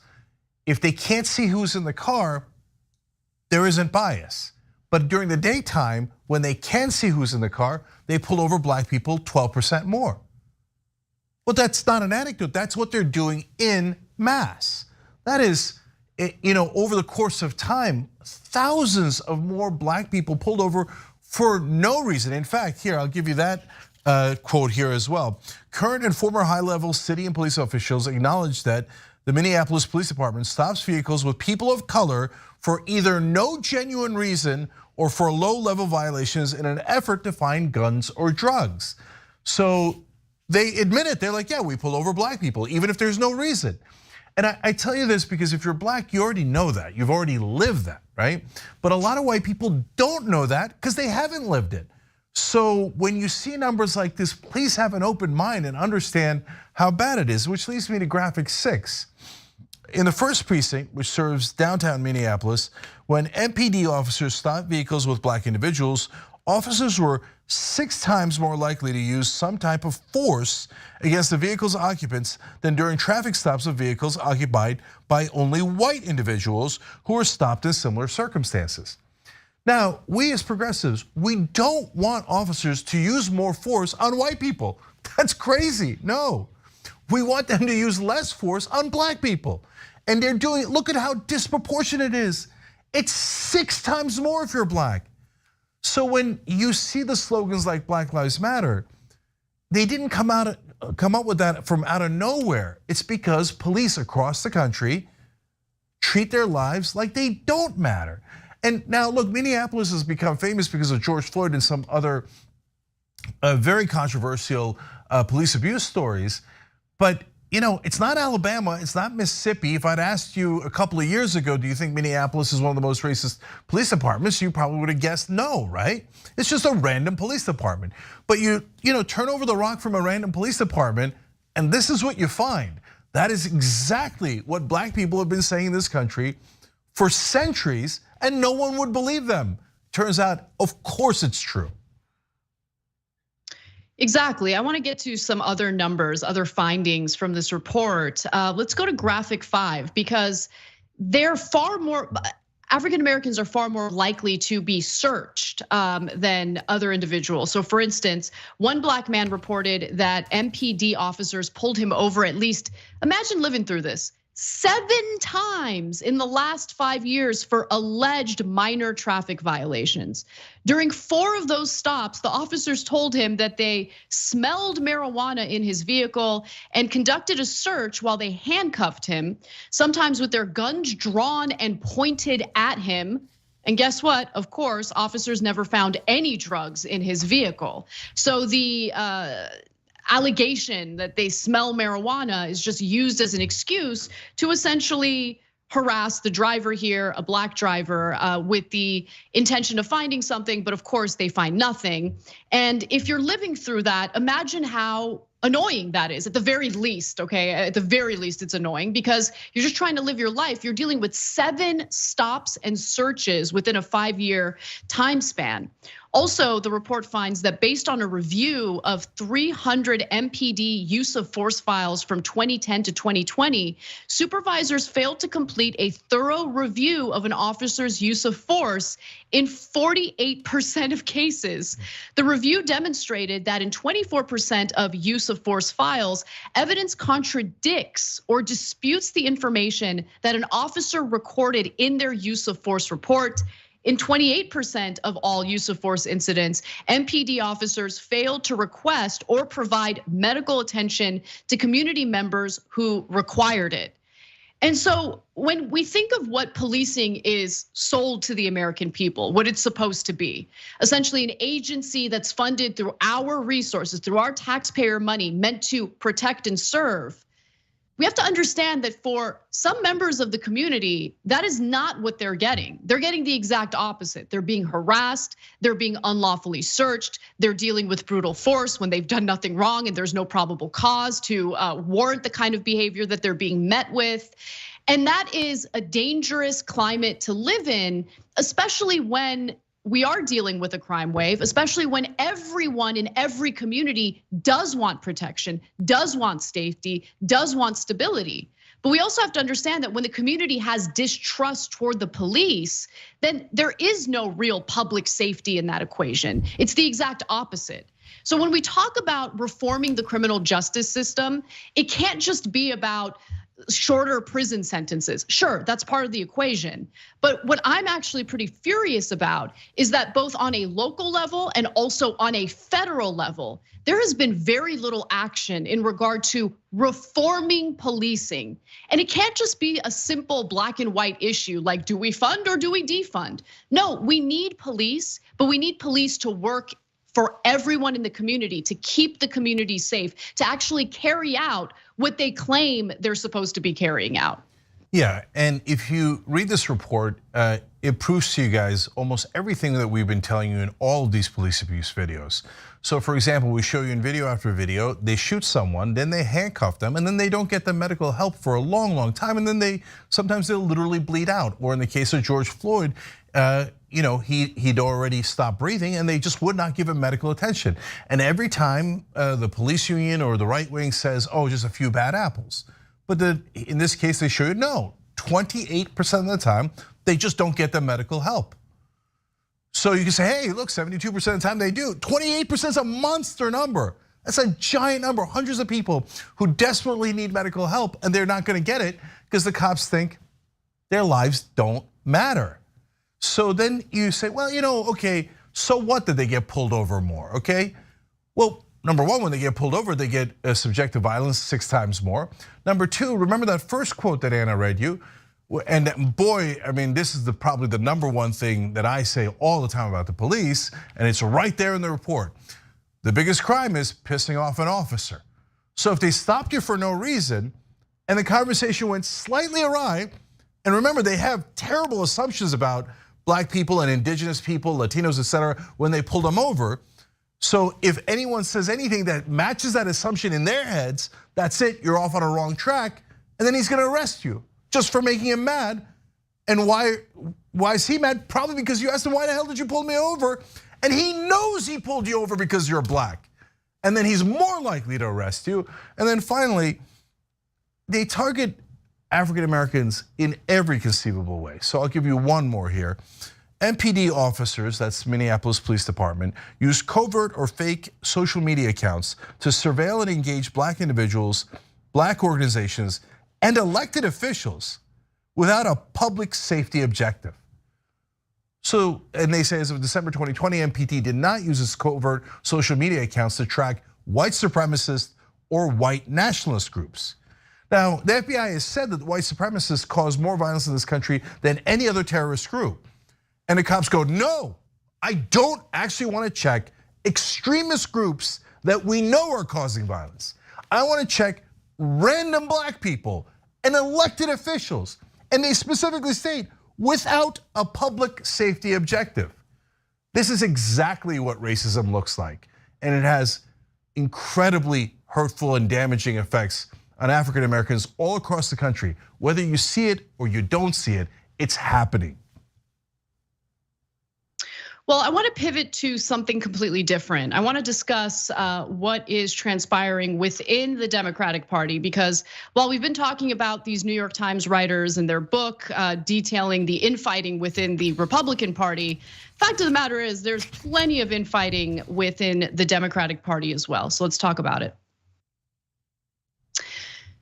2 of Joe Biden's top White House advisors privately shared some pretty searing criticism toward progressive members of Congress. Now, this was all revealed in the upcoming book, This Will Not Pass, Trump, Biden, and the Battle for America's Future, written by New York Times reporters Jonathan Martin and Alex Burns. Now, according to the book, Cedric Richmond, who represented Louisiana's 2nd congressional district from 2011 to 2021, became irate after the Sunrise Movement attacked Biden for naming him as a senior advisor and director of the Office of Public Liaison in late November of 2020. So what did he do? Well, he called a friend to complain about it. Apparently, Richmond telephoned a friend to express his anger at the group of progressive female House members known as the Squad, all of whom have close ties to Sunrise. He was particularly angry at two major Sunrise allies, Representative Alexandria Ocasio-Cortez and Representative Rashida Tlaib. In fact, he told his friend that the left-wing lawmakers were effing idiots. And we have to censor it for the show. He didn't censor it during this discussion. And Cenk, apparently what really upset him was they had the audacity to point to his cozy ties to the fossil fuel industry. Because remember, calling them out on the corruption is something that they just cannot deal with.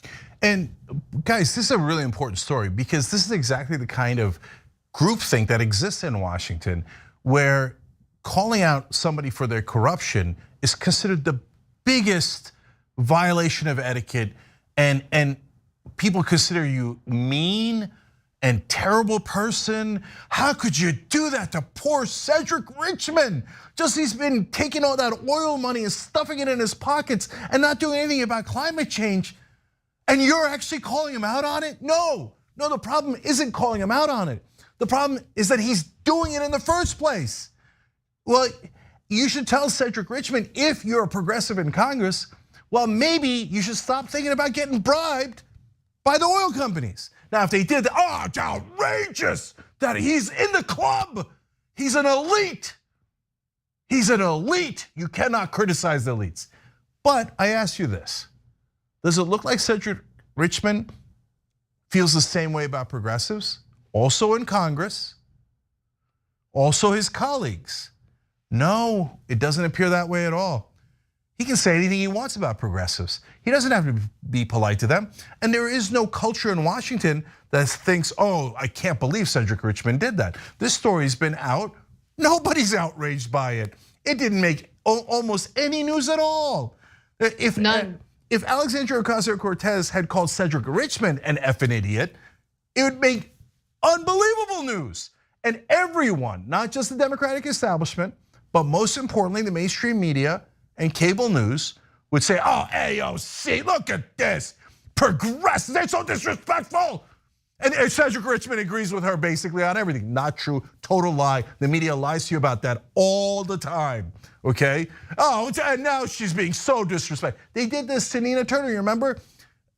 We did a town hall where Killer Mike said that he couldn't believe that Clyburn didn't ask for anything in return from Biden for endorsing him in South Carolina. And he said, that was a stupid strategy because you should at least get something back.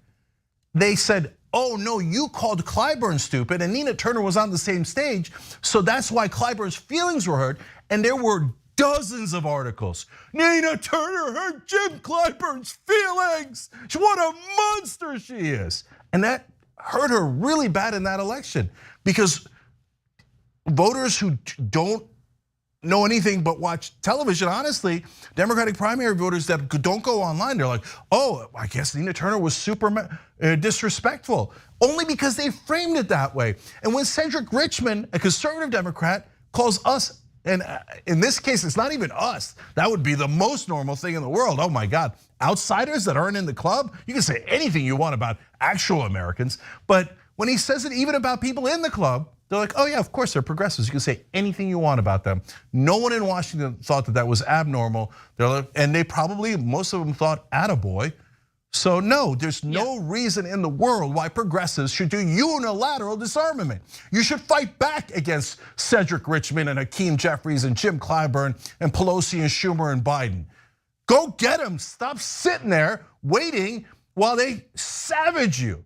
Attack back. Stop being so goddamn polite. No, I couldn't have said it better myself. I totally agree with what you're saying here. And I want everyone to just really take in what is happening in the country, right? The broader trend that we're seeing and how, yes, the Republican Party is awful in so many different ways and is a threat to our democratic system, our democratic process. We all acknowledge that. But what paved the way for them? Who empowers them? It's the corporate Democrats. I mean, the corporate Democrats have emboldened the right wing to turn into the monsters that they've turned into, who have absolutely no problem, bringing the country closer and closer to fascism, toward an authoritarian state. Not only do the corporate Democrats fail in essentially providing an opposition party that's effective enough to squash their efforts, they don't offer anything in exchange. They don't offer anything as a substitute to what the right wing in America is offering. So when it comes to progressives, it's not just that we're trying to pressure them to fight back. They have a mandate to fight back. It is an obligation, a requirement. That is the reason why they were put in a position of power in the first place. They were supposed to be the ones who come in and they offer something else to Americans, something that corporate Democrats have failed to offer. And look, I get it. Once you're in Congress, once you're dealing with these people day in, day out is a bit much. They work like 6 months out of the year. But you get what I'm saying. They're in the room with these corporate Democrats, and sometimes it's better to go along to get along. But we're talking about the future of the country. We're talking about the failures of the Democratic Party that has emboldened and empowered the right wing in this country. And if progressives don't fight back, if they just sit back, see these stories, and they don't call corporate Democrats out on what really fuels them, then there's really no point in serving in Congress in the first place. You're just another run-of-the-mill Democrat. You might not take corporate PAC money. You might not take money from big donors, but who cares if you sit there and you don't fight back and you just kind of bow your head and go along with what corporate Democrats want? We're gonna lose, but even worse than that, we're gonna lose the country. Yeah, no, progressives go to Washington, then all of a sudden they get super comfortable and they believe in the culture of Washington. Now, I have facts to back that up. The Progressive Caucus didn't endorse Nina Turner. They went and endorsed her conservative Democrat in the primary that she's running against. Why? Well, that she's one of their colleagues. It would be rude not to endorse the corrupt person who took millions and millions of dollars from PACs that want her to do the bidding of the oil companies, the drug companies, the lobby for Israel, etc. All those people poured money. You know that she took that money. You know that's how she won the election. You know that those are like the oil companies and the drug companies are the people that we're fighting against to get our legislation passed. But yet you're gonna back Shontel Brown because it would be rude. Well, it is deeply rude to actual progressive voters that you guys seem to have no principles and no fight in you. No fight at all. Look, I founded Justice Democrats. This time around, they didn't endorse Nina Turner. I'm deeply embarrassed about that. I don't have anything to do with them now. And if that's the way they're gonna think, I don't want anything to do with them. And I don't know of a single person in Congress that's endorsed Nina Turner. Man, they run. That is sickening, man. It's called loyalty, you should look into it. And you think that by picking off your own friends, that somehow Cedric Richmond's gonna be your new friend? No, the minute your back is turned, he calls you an effing idiot. And by the way, if you don't fight him back, what are you? Are you brilliant by constantly laying down for him, for laying down for Shontel Brown, for laying down to all of these conservative Democrats? Nah, man, nah. Look, I've told you guys 1,000 times about Rebellion PAC and how we're one of the very, very few people fighting on Nina Turner's side. Why? Because nobody else would. I had to set up another damn PAC so that we could actually get some fighting progressives. I'm super proud of it. HelpTheRebellion.com. If nobody else will come, we'll come. We're the cavalry, and we're always gonna back progressives. And if you're a progressive in Congress, or you think you are, you should start acting like one and actually be strong and fight back for your voters, not your goddamn colleagues. Colleagues, my ass, they are opposed to you on every policy, and they say every terrible thing behind your back. And who do you attack? You attack your friends and your allies and do their bidding for them. For once, stand up and fight back. But you won't, you'll find me rude because I'm not in the club. I'm being terribly rude. And you'll go back to listening to the Richmonds and the Clyburns of the world and the Pelosi's and the Schumers, and you'll do nothing. That has been the trend so far. Get up and fight back. Otherwise, are you really progressive? All right, we gotta wrap up our first hour. When we come back, we will lighten the mood a little bit and share some news stories with you, including, man, something just broke involving Madison Cawthorn. It really does seem like his own party is doing some Oppo research, which makes me think maybe those cocaine-fueled sex parties were real. We've got that story and more coming right up.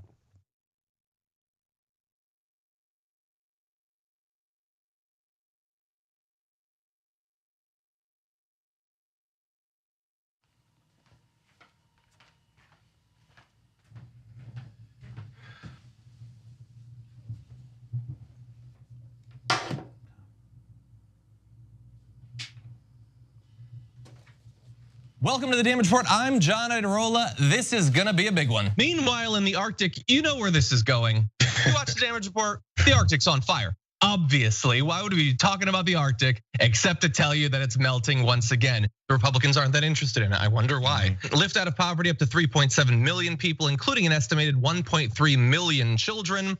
Hashtag save the children? Not if it costs money. I mean, come on. At TYT, our mission is to boldly pursue truth, challenge the establishment, and drive positive change. At a time when corporate capture of our media, our government, and our politics is nearly absolute, everyday working people need a champion to fight for them and to push back against the powerful interests that threaten our democracy itself. At TYT, we're proudly progressive and call out corruption and duplicity wherever we see it, from Republicans, Democrats, or anyone else. And unlike mainstream news media outlets, we're not beholden to corporate advertisers, to defense contractors, to Wall Street, or to big pharma. We only have to answer to our audience, and for nearly 2 decades, we've accomplished that by delivering honest, timely, and insightful perspectives on the day's news without fear or favor or concern for whose toes we might step on or which powerful elites we might offend. And while we're super serious about the news, we also manage to do it in a way that is fun and lighthearted. We can do this together and serve our audience, and yes, have fun doing it.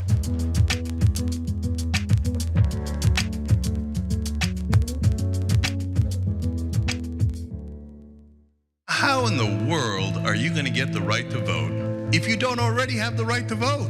That's impossible. Reason they tell you things are impossible is because they don't want you to try.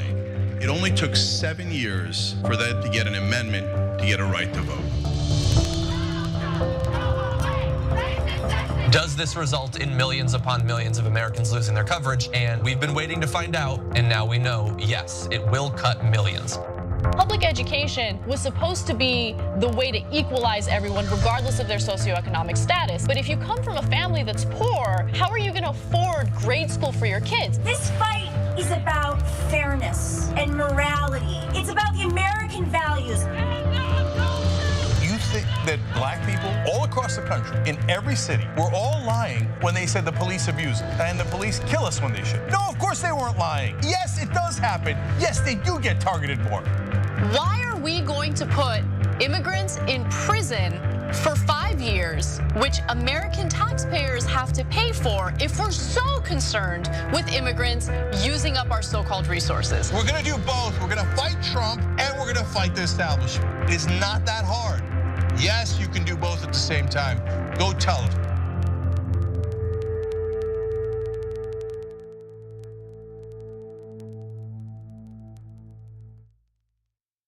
ShopTYT.com has new shirts like this one. And you're thinking, Cenk, what is that one? I can't see it other than the black. Yes, so I'll show it to you.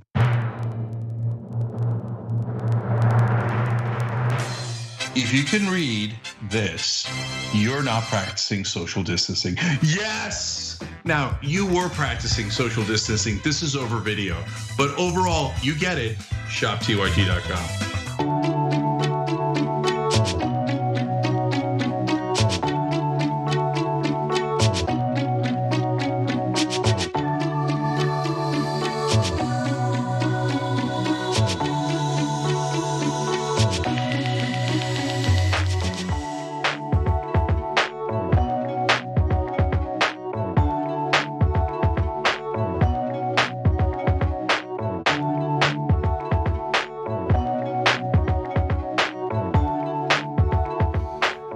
back on TYT, Cenk, Anna, and Angel Alvarado. They just joined by hitting the join button below on YouTube.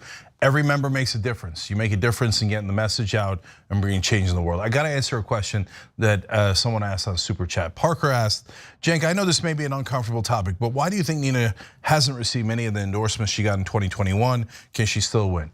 I'll tell you 2 reasons for sure. Number one, once they get to Congress, they're brainwashed into thinking that their colleagues are the most important people on earth and that they are not allowed to go against their colleagues. Well, Shontel Brown is now an incumbent, so they've bought into that. And then number two, they believe, oh, well, incumbents are very hard to beat, so we'll save up our political capital.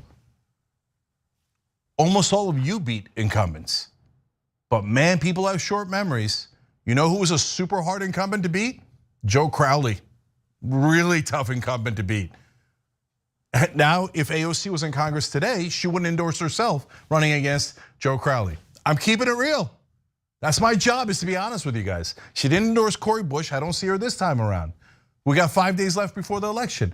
Does it have anything to do with whether Nina's gonna actually win? Absolutely not. And I can tell you right now, Rebellion PAC did polling. I know for a fact that Nina Turner can win, okay? I'm asking you guys to be the cavalry charge because she can definitely win. Helptherebellion.com. The poll's never the same at the end as it is in the beginning, but for sure, I know again, as a fact, that she has an excellent chance of winning. Helptherebellion.com. Anna. All right, let's get to our next story. We're gonna have to stop here because this is going nowhere. But what's up? I'm gonna have to stop with this with you because this is going nowhere. All I'm going to say is this. No, I just am trying to understand your perspective. Just one more second. On a fundamental level, you're shifting definitions to avoid the consequences of your own argument. And if the idea is,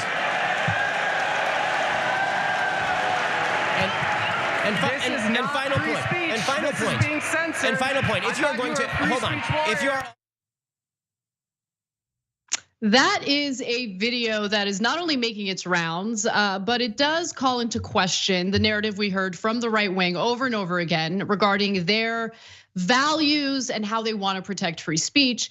The video's from Iowa State University, and of course it's an Iowa State University student debating Ben Shapiro during a presentation by the conservative commentator titled, "To Save America, Wokeness Must Be Destroyed." And for once in his life, Ben Shapiro actually struggled to overpower the student and the argument that he was trying to make. Now, to give you some more context from this clip, just want to note that that was toward the end of his exchange with this student. So how did it begin? Well, the student notes that he is also Jewish, and he starts by getting Ben Shapiro to show some empathy. Then he goes back to essentially tying that into the argument that he tries to make to persuade Shapiro. Let's watch how it all went down. Do you come from Holocaust survivors, or are you a Jewish family that didn't? So my great-great-grandparents arrived here. A lot of our extended family was killed in the Holocaust, but our immediate your family. great-great-grandparents, but not your grandparents. Right. Oh, do you have friends whose grandparents were Holocaust survivors or anything like that? Of course, many of them. Yeah, I've helped write memoirs of Holocaust survivors. Yeah. Their families are kind of messed up, right?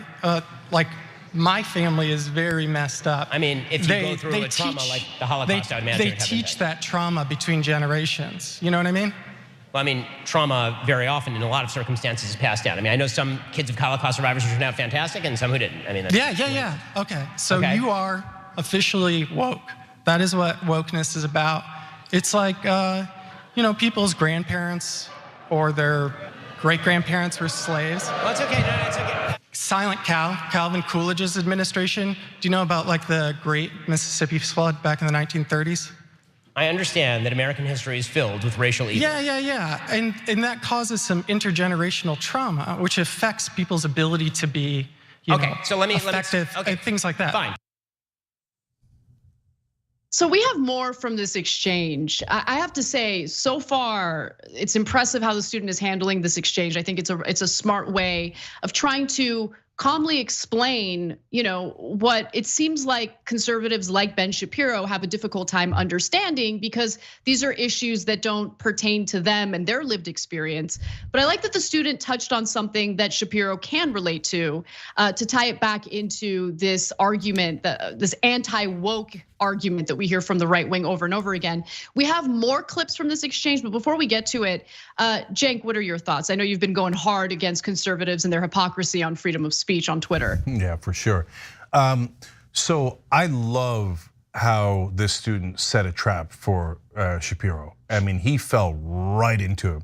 And you could tell for the rest of the exchange, he was super uncomfortable and he seemed a little shaken, because normally he would see that coming, but the setup was perfect.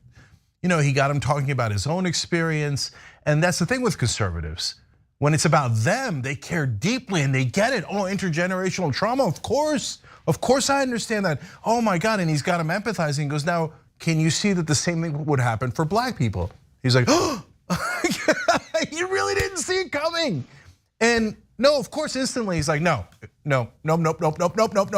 Only applies to me, it doesn't apply to anyone else. Of course it applies to everyone else.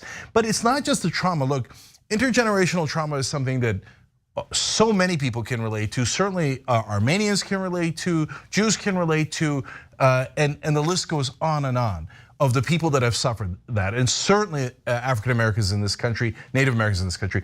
But in this case, it's even worse than that, because it's not something that happened in a different country and that didn't have a direct effect on you. It's not just intergenerational. The wealth that was accumulated was passed on by different races in this country, but African Americans were literally blocked from accumulating wealth. They were not allowed to get houses in certain areas, and so many of the rules were very much literally rigged against them. So now that intergenerational poverty has also been passed down. So they started at a massive disadvantage. I love that he got Ben to understand that when it came to his own context, but of course, Ben wouldn't acknowledge it in anyone else's context. I want to provide another example in regard to what the African American community has gone through in this country in recent history, because yes, you can talk about slavery, you can talk about the Jim Crow era, but think about what mass incarceration meant for so many families, black families across this country, where you have black men who end up spending an insane amount of time behind bars for something as simple as marijuana possession, something that our own politicians and former presidents bragged about doing when they were in college. And then think about the kind of trauma that children undergo seeing their fathers be placed behind bars for a nonviolent offense like marijuana possession. Think about the impact that has on his partner, on his children. So I actually really look. I know that we do these stories time to time, and it just kind of comes across as like, conservatives getting dunked on. But I actually really appreciate this exchange, because this is the kind of exchange that I think does lead to a far more fruitful and nuanced discussion. And what I also appreciated about this student was that he was not willing to get steamrolled. So let's take a look at a little more of this exchange. Okay, so let me things like that. Fine. So let me ask you a question. Yeah. Why, so if the idea is that history has consequences, of course that's true. That's not wokeness. Yeah. That is not wokeness. What wokeness suggests is that fundamental institutions in American society it doesn't. Yes, it 100% does. I ran Elizabeth Warren's campaign. I helped organize her volunteers around here. I am a representative of wokeness. Okay. When I went to go get my first tattoo, the guy had lightning bolts and 88s tattooed on his neck. And as a Jewish person, that's really messed up. It's basically a threat. There are racist people who exist. The argument that you're making, and I'm going to close with this because this is going in weird directions, and I don't really want to. No, it's not. I don't really want to get. Just hold up a second. I let you get out your arguments, and now it's time for me to respond because I let you say the full argument. Okay, I'll let you respond, but no, not but. Now's my turn.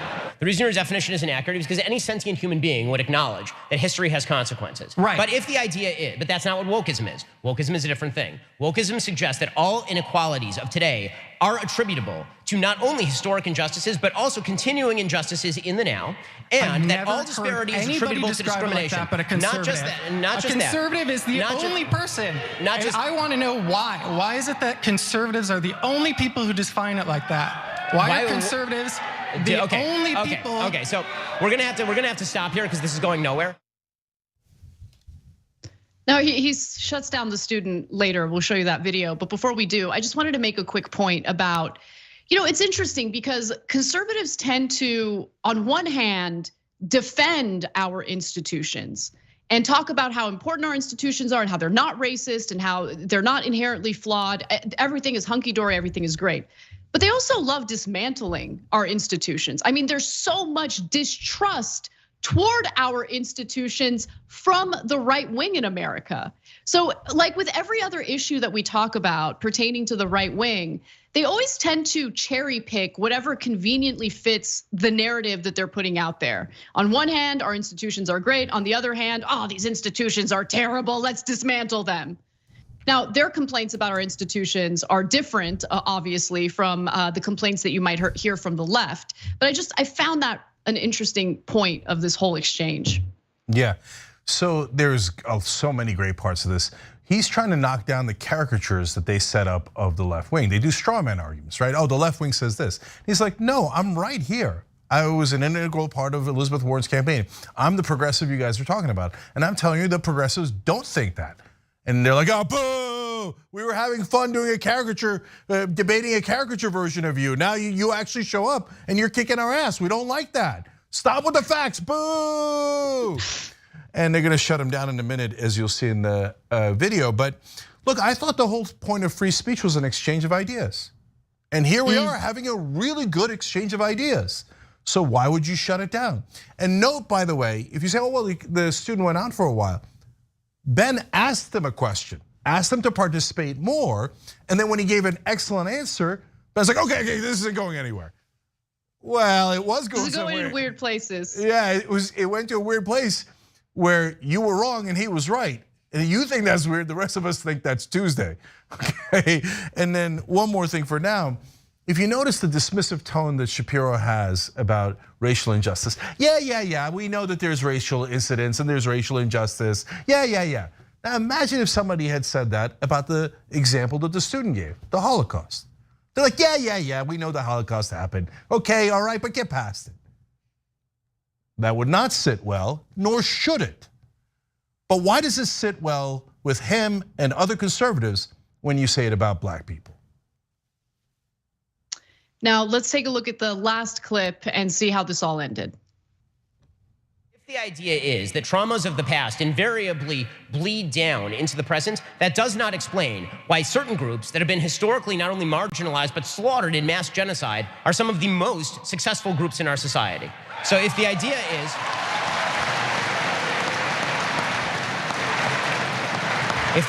that past trauma always equals current inequality, or that my actions in, say, robbing a convenience store are attributable to bad actions that happened in Alabama in 1930, the answer to that is no. Don't rob the convenience store. The only way they are going to be able to break the chain of history is to make good decisions. I mean, the caricatures continue, right? Because what he's implying there is that, the left wing serve as apologists for any type of crime that's committed by essentially excusing it by pointing to past traumas. That's not what the left is interested in doing.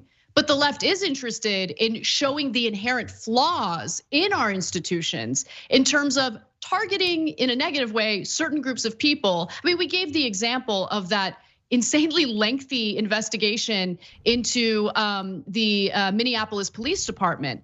And they had the data, they had the statistics, they showed the disproportionate number of black people in Minneapolis who get stopped if the officers are able to see the race of the individual driving the vehicle. So during the daytime, black drivers are 12% more likely to be pulled over by the cops. At night, that disparity actually doesn't exist because they have a far more difficult time seeing seeing the race of the driver. I mean, there's so much data. We've shown you the data regarding marijuana arrests, where you have both white individuals and black individuals consuming marijuana at similar rates, but black individuals are 4 times more likely to be prosecuted for marijuana possession. I mean, the facts are out there. And so when you point to those disparities, when you point to those numbers, it's real easy to dismiss those numbers by, painting this ridiculous caricature of the left, essentially being nothing more than apologists for crime, including robberies of convenience stores. Yeah, no, look, we're fair. We showed you Ben's point that the audience loved. They gave a big applause line there. Now, but let's break it down. He actually said something deeply offensive there. He's like, look, there was other people who went through generational trauma, seemingly referring to the example they were discussing, the Holocaust and Jews across the world. And we recovered and we did great, but haha, black people didn't. First of all, that's disgusting, okay? Second of all, it is totally factually incorrect because it leaves out a giant part of the story, generational wealth. So Jews were slaughtered during the Holocaust, and what happened to them was one of the most horrific things that has ever happened. And there's tons of irony in that, because in the old days, the way that Jews in Europe accumulated wealth is because, ironically, of anti-Semitism. So the Christians and the Muslims didn't want to do usury, so they said, okay, the Jews, let them charge interest. That's how you got the stereotype of Jews being bankers, because they were forced into it because of anti-Semitism, because they thought, the Christians and the Muslims thought they were above it and that they wouldn't do something immoral like that. But if you charge interest, you make a lot of money. That's how it normally works.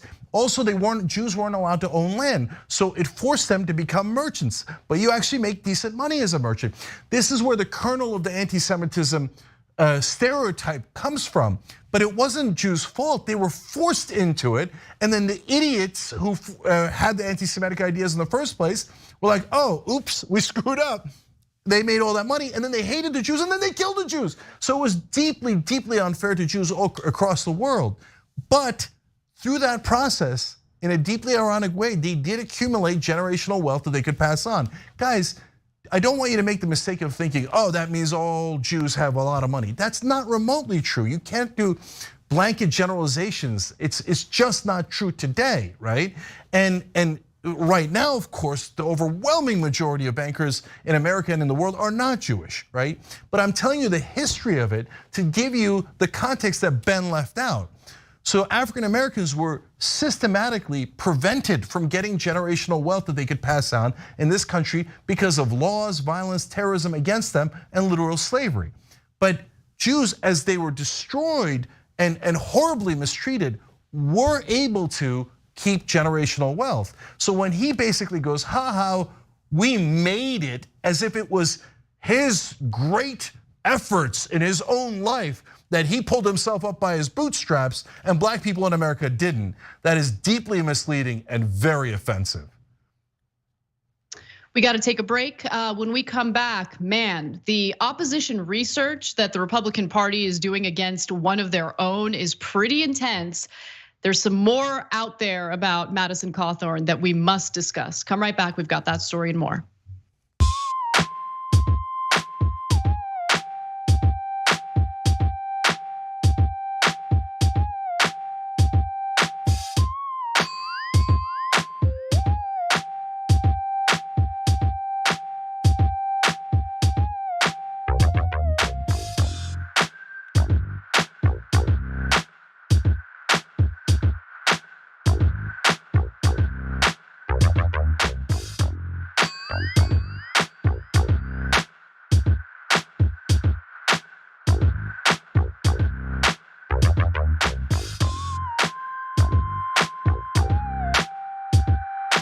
All right, back on TYT.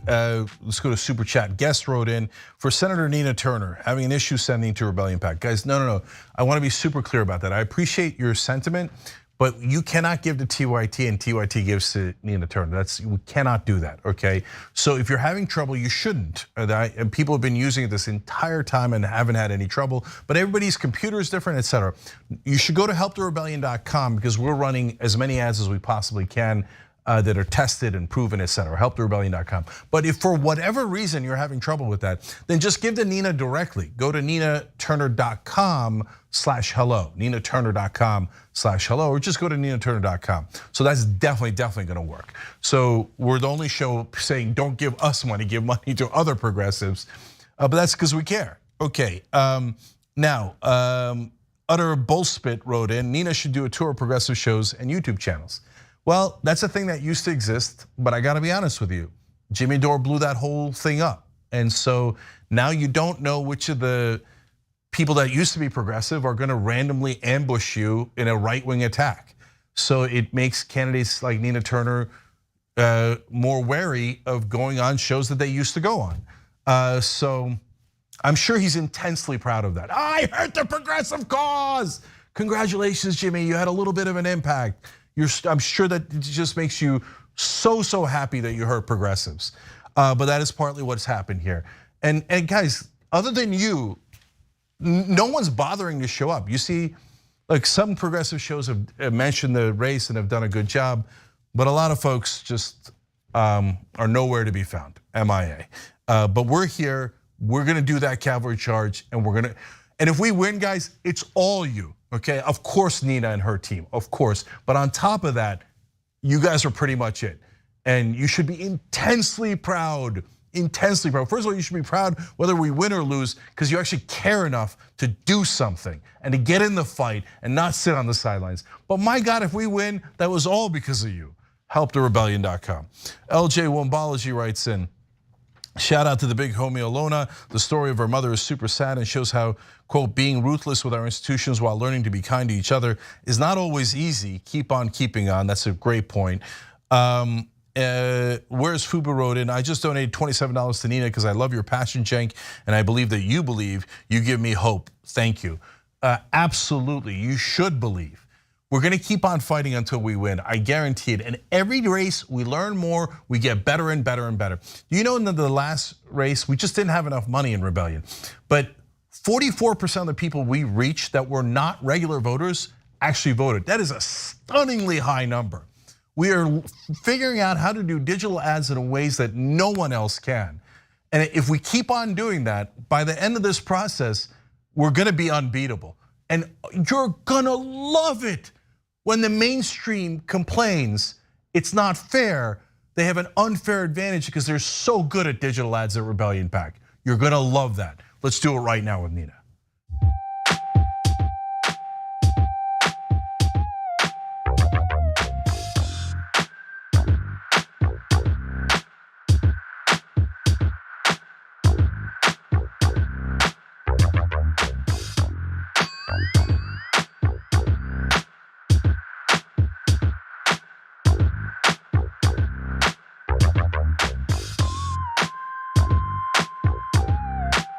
Back on TYT, Cenk Uygur, Anna Kasparian, Patrick M, and Fuzzy1Z. Those two just joined. Thank you guys, we appreciate it. Anna, what's next? Looks like there's more Oppo research out in regard to Madison Cawthorn. Midas Touch has just put out a series of tweets showing that there's some more incriminating information out there about Representative Madison Cawthorn, a Republican lawmaker, a freshman lawmaker who had recently accused members of his own party of inviting him to cocaine-fueled sex parties. Apparently, the Republican establishment did not take kindly to that, and we've been seeing a steady flow of terrible stories about him published in right-wing publications. And Midas Touch is now also sharing a video that they describe as new leaked video shows GOP Representative Madison Cawthorn caught with a male scheduler's hand on his crotch. So let's take a look at that video and then I'll fill in the blanks. Be filled with passion and desire. Would like to see your naked body beneath my hands. Me too. Yeah, I'd like to do that as well.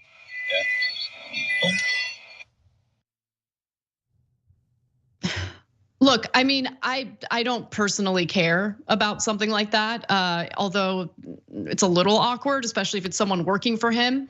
But this is something that might really turn off Republican voters within his district. I think that's probably the reason why this was leaked to the press.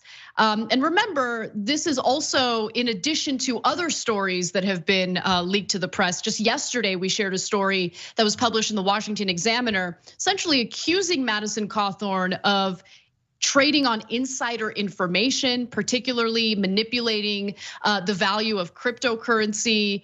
Washington Examiner is not a left-wing publication. It is very much a right-wing publication.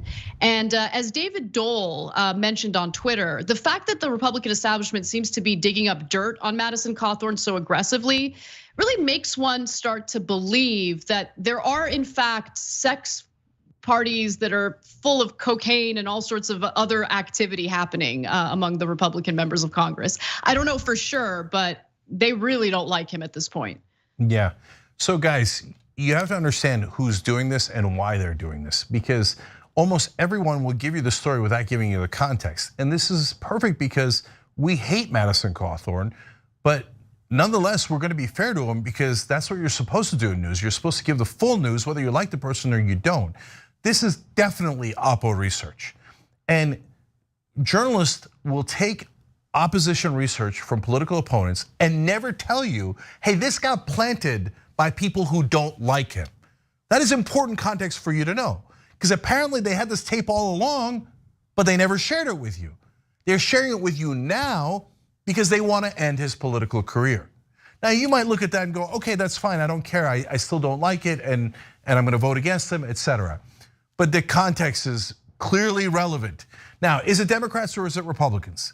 It seems to be, based on the context clues, obviously Republicans. Why? Well, he's been against the Democrats the whole time. He's one of the most vituperative people against the Democrats.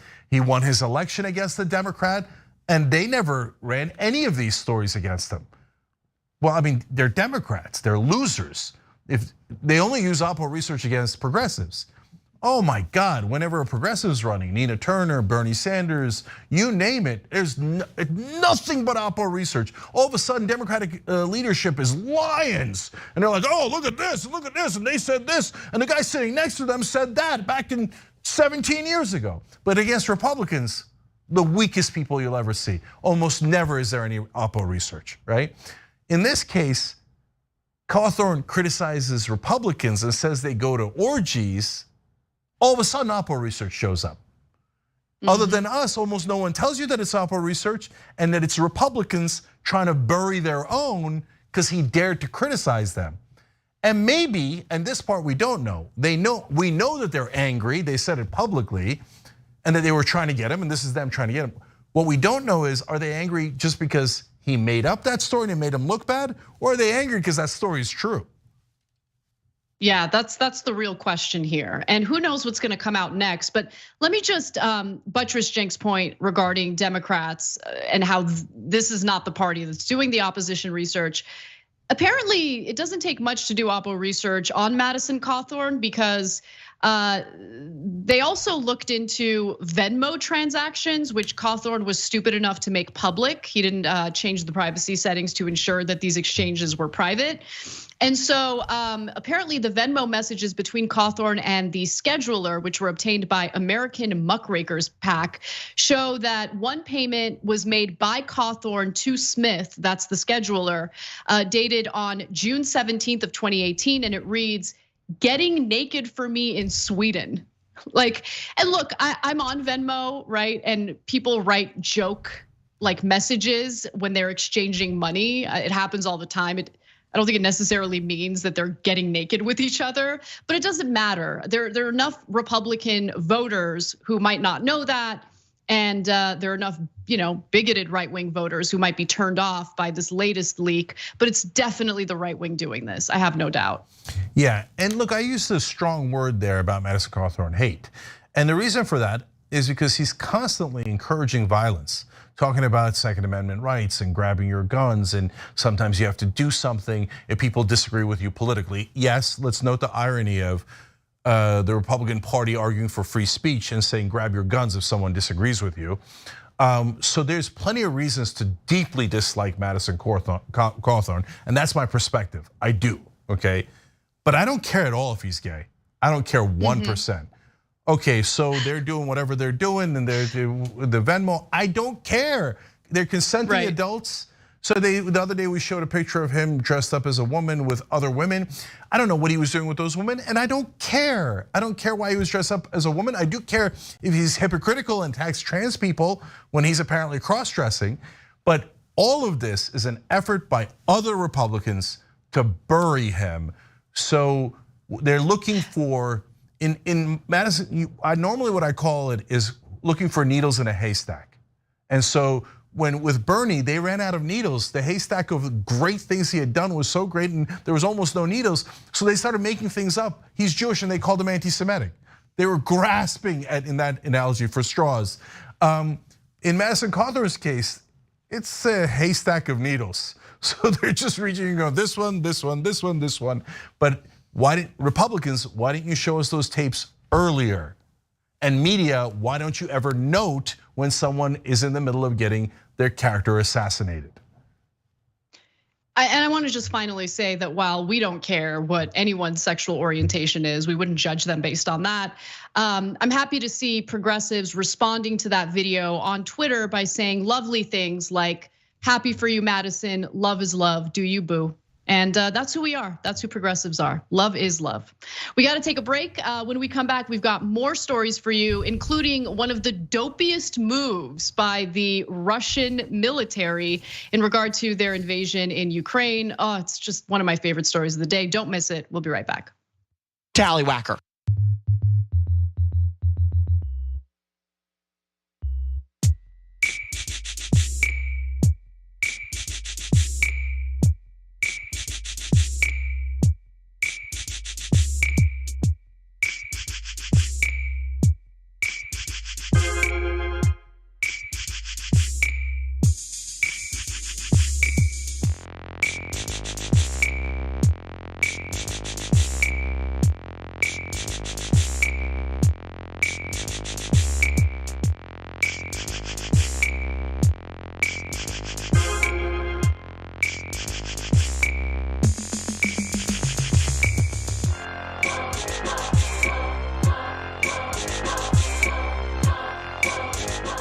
All right, don't forget we're doing food for thought trivia, so you got to pay attention to the live show because we're going to ask one question on the Friday bonus episode, so you got to be a member.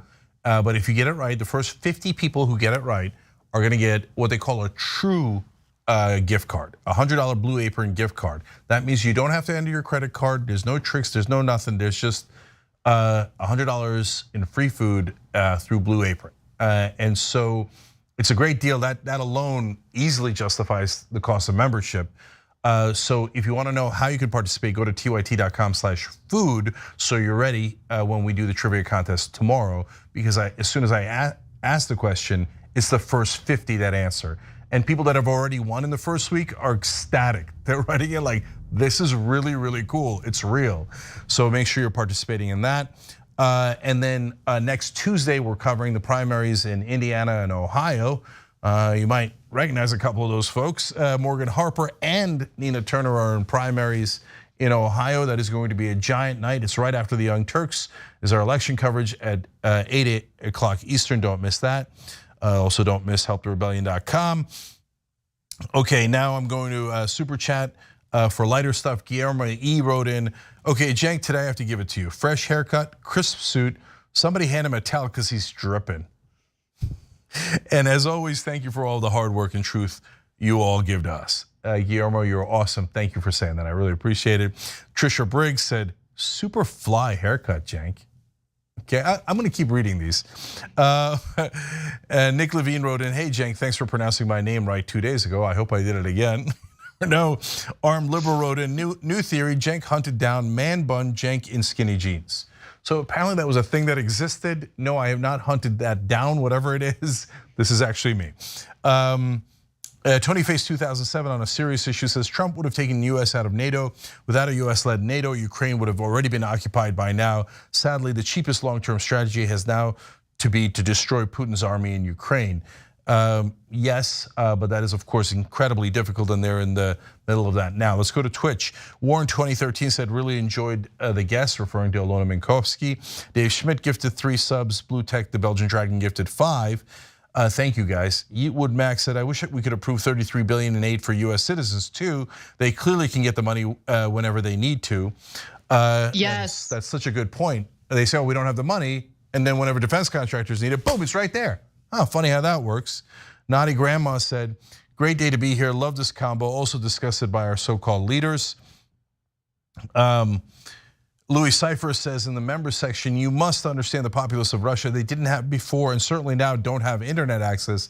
And that of course limits the information that they get. So many other great points, but we're out of time here. But remember, cavalry charge. Let's go get Nina Turner and help her in Ohio, helptherebellion.com. Make sure you're participating. I'm pleading guilty to being too good looking.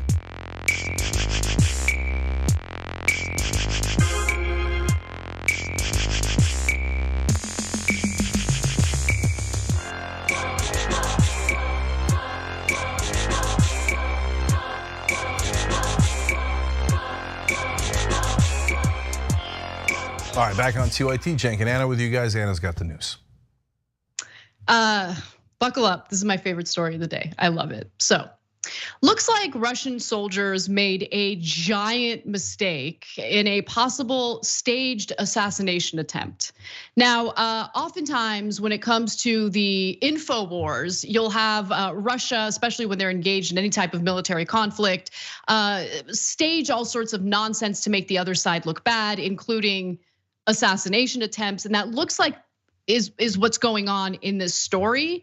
But there was a breakdown in communication, okay? Turns out that there's a difference between SIM cards and Sims, which is a video game. So let me give you the details. So the investigative committee of the Russian Federation released a bizarre photo or photos Monday and announced that police had arrested 6 neo-Nazis plotting to kill a Russian television host, Vladimir Solovyov, in Moscow. Now, the plot to kill him with a car bomb, according to the FSB, was supposedly cooked up in coordination with the Ukrainian security services. So that's the accusation, that a prominent television host in Russia was the target of an assassination plot. And the Russians were super smart, super savvy, and they were able to foil this plot and arrest the individuals who were planning it. Now, the Russian Federal Police claimed to recover an improvised explosive device, 8 improvised incendiary devices of the Molotov cocktail type, 6 PM pistols, a sawn-off hunting rifle, an RGD-5 grenade, more than 1,000 cartridges of various calibers, drugs, and fake Ukrainian passports from the would-be assassins, as well as nationalist literature and paraphernalia. Now remember, one of the smears, one of the accusations is that Ukraine is just full of Nazis and Russians are the heroic ones who are coming out or coming in to essentially root out the Nazis from the country. We know that's propaganda and that's not really what the invasion is about. But they then shared a photo of the evidence. So let's put that photo up. Let's look closely. Because right there in the very middle, you'll see 3 like Sims games. Such idiots. No, it is, I love it so much. I love it so much. So what happened here? Well, it turns out that, here, let's go to this tweet because I think it just puts it perfectly.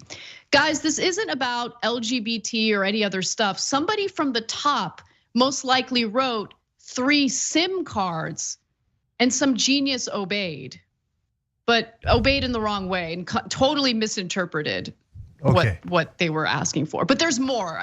I'll get to it in a second. Cenk, what do you think? Yeah, I can't resist. I'm gonna jump in.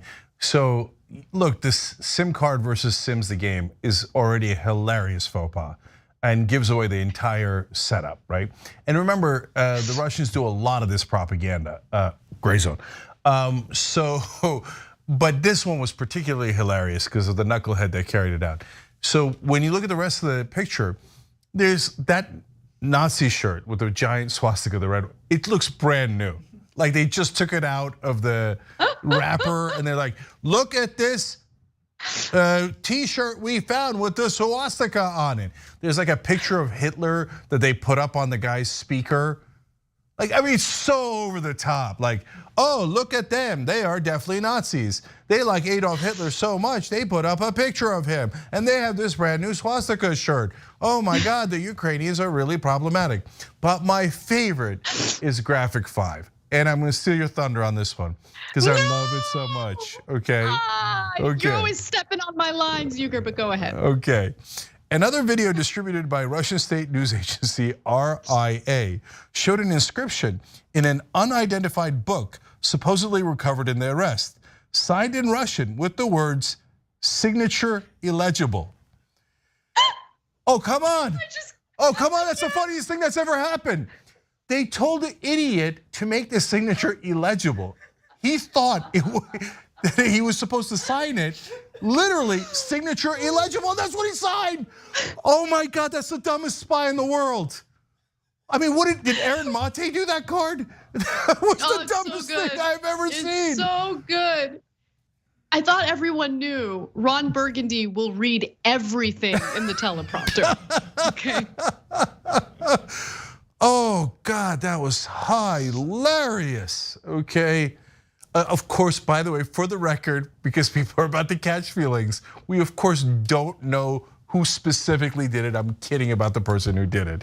But they actually did do this. It is obvious propaganda and the most botched propaganda I have ever seen in my life. You know, Cenk, I am sick and tired of your McCarthyite smears on this program. Of an award-winning journalist. You know, I wonder if they ran it in gray zone, I don't know. Would not be surprised. I wouldn't put it past them. Okay, anyways, but look, now onto the very, very serious part of this, which is that we had Ilona Minkovsky on as a guest on the show earlier, and she wrote a really interesting piece in the New Republic about how her mom is in the Russian parliament. And when she talks to her, she gets the sense of how they are in their own bubble. And it's true. And it's because they cut off access to all other media that opposes Putin. So the only message, almost the only message that the Russians are hearing is Putin's propaganda. Since that's the only thing they're hearing, they're believing it. So you think in Russian media, they're gonna explain to them the signature illegible part? No, they're not gonna explain that. And so a lot of Russians genuinely believe that the Ukrainians are Nazis, even though their president is Jewish and his family was killed in the Holocaust by Nazis. But they don't know that, they never heard it. So as ham-handed as this propaganda was, it will work on some folks. And in fact, a lot of Russians, and it's not their fault, it's because they're not getting access to actual information. And look, while these are the more like ridiculous examples of their propaganda and how the breakdown and miscommunication led to some pretty dopey mistakes. I just wish that people were a little more skeptical of the narratives coming out of Russian propaganda in regard to the war in Syria. Because remember, there were accusations that Syrians were chemical attacking themselves. And so, there was the chemical weapons attack that happened. It was a chlorine gas attack that happened in Duma. And the argument was that, it was actually the white helmets who did it, or it was a false flag. I mean, they changed the narrative depending on what day it is. But you can see the canister, the chlorine canister went through the roof of the building, which means it was dropped from the air, and only the Syrian army has an air force. But you would say that, and you would point to how ridiculous the propaganda was, and people were like, no, you gotta read the OPCW report. I did read the OPCW report. Did you read it? Or are you just going off of what other propagandists are saying the OPCW report says? Yeah, Anna, look, it's actually a little heartbreaking because Russia did the same exact propaganda in Syria and Ukraine. It's not working in Ukraine because all the media is paying attention and catching things like this and then publicizing it, at least in America, right? And in Europe, even if it doesn't make it to Russia. But in the case of Syria, people didn't care enough to double check. So they would do propaganda like you gave a perfect example. They would say, yeah, they wanted to attack themselves with chemical weapons, because that's the thing that people do, and that it was a false flag operation. But the bomb comes through the air, crashes through the roof. None of the rebels have an air force. It is impossible. It's a comical statement. It's over the top propaganda.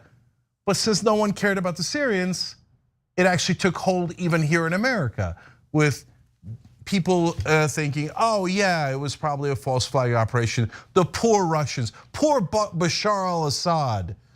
Can you believe they smeared them in this way? Those evil people who attacked themselves. And now you see it in Ukraine. You see that their playbook is identical. When the Ukraine was attacked, what did they do? They did videos, and including here in the US, some of the people that we're mentioning, Grayzo and Jimmy Dore, about how the Ukrainian civilians were doing war crimes against the poor Russian soldiers. And that the Ukrainians were attacking themselves and attacking their own hospital. Same exact propaganda playbook. Yeah, that's right.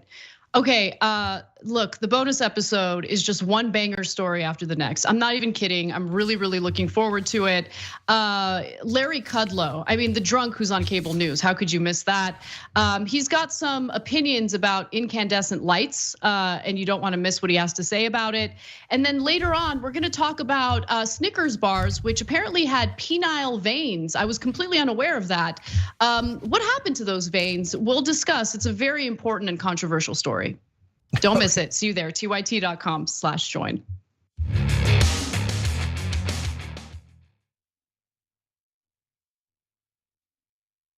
You know, old school's pitched to me from Cenk. It'll just be me, you, Jesus, Ben, and maybe Michael. And we're like, okay, cool. I can do that every week. As you can see, me, Jesus, Ben.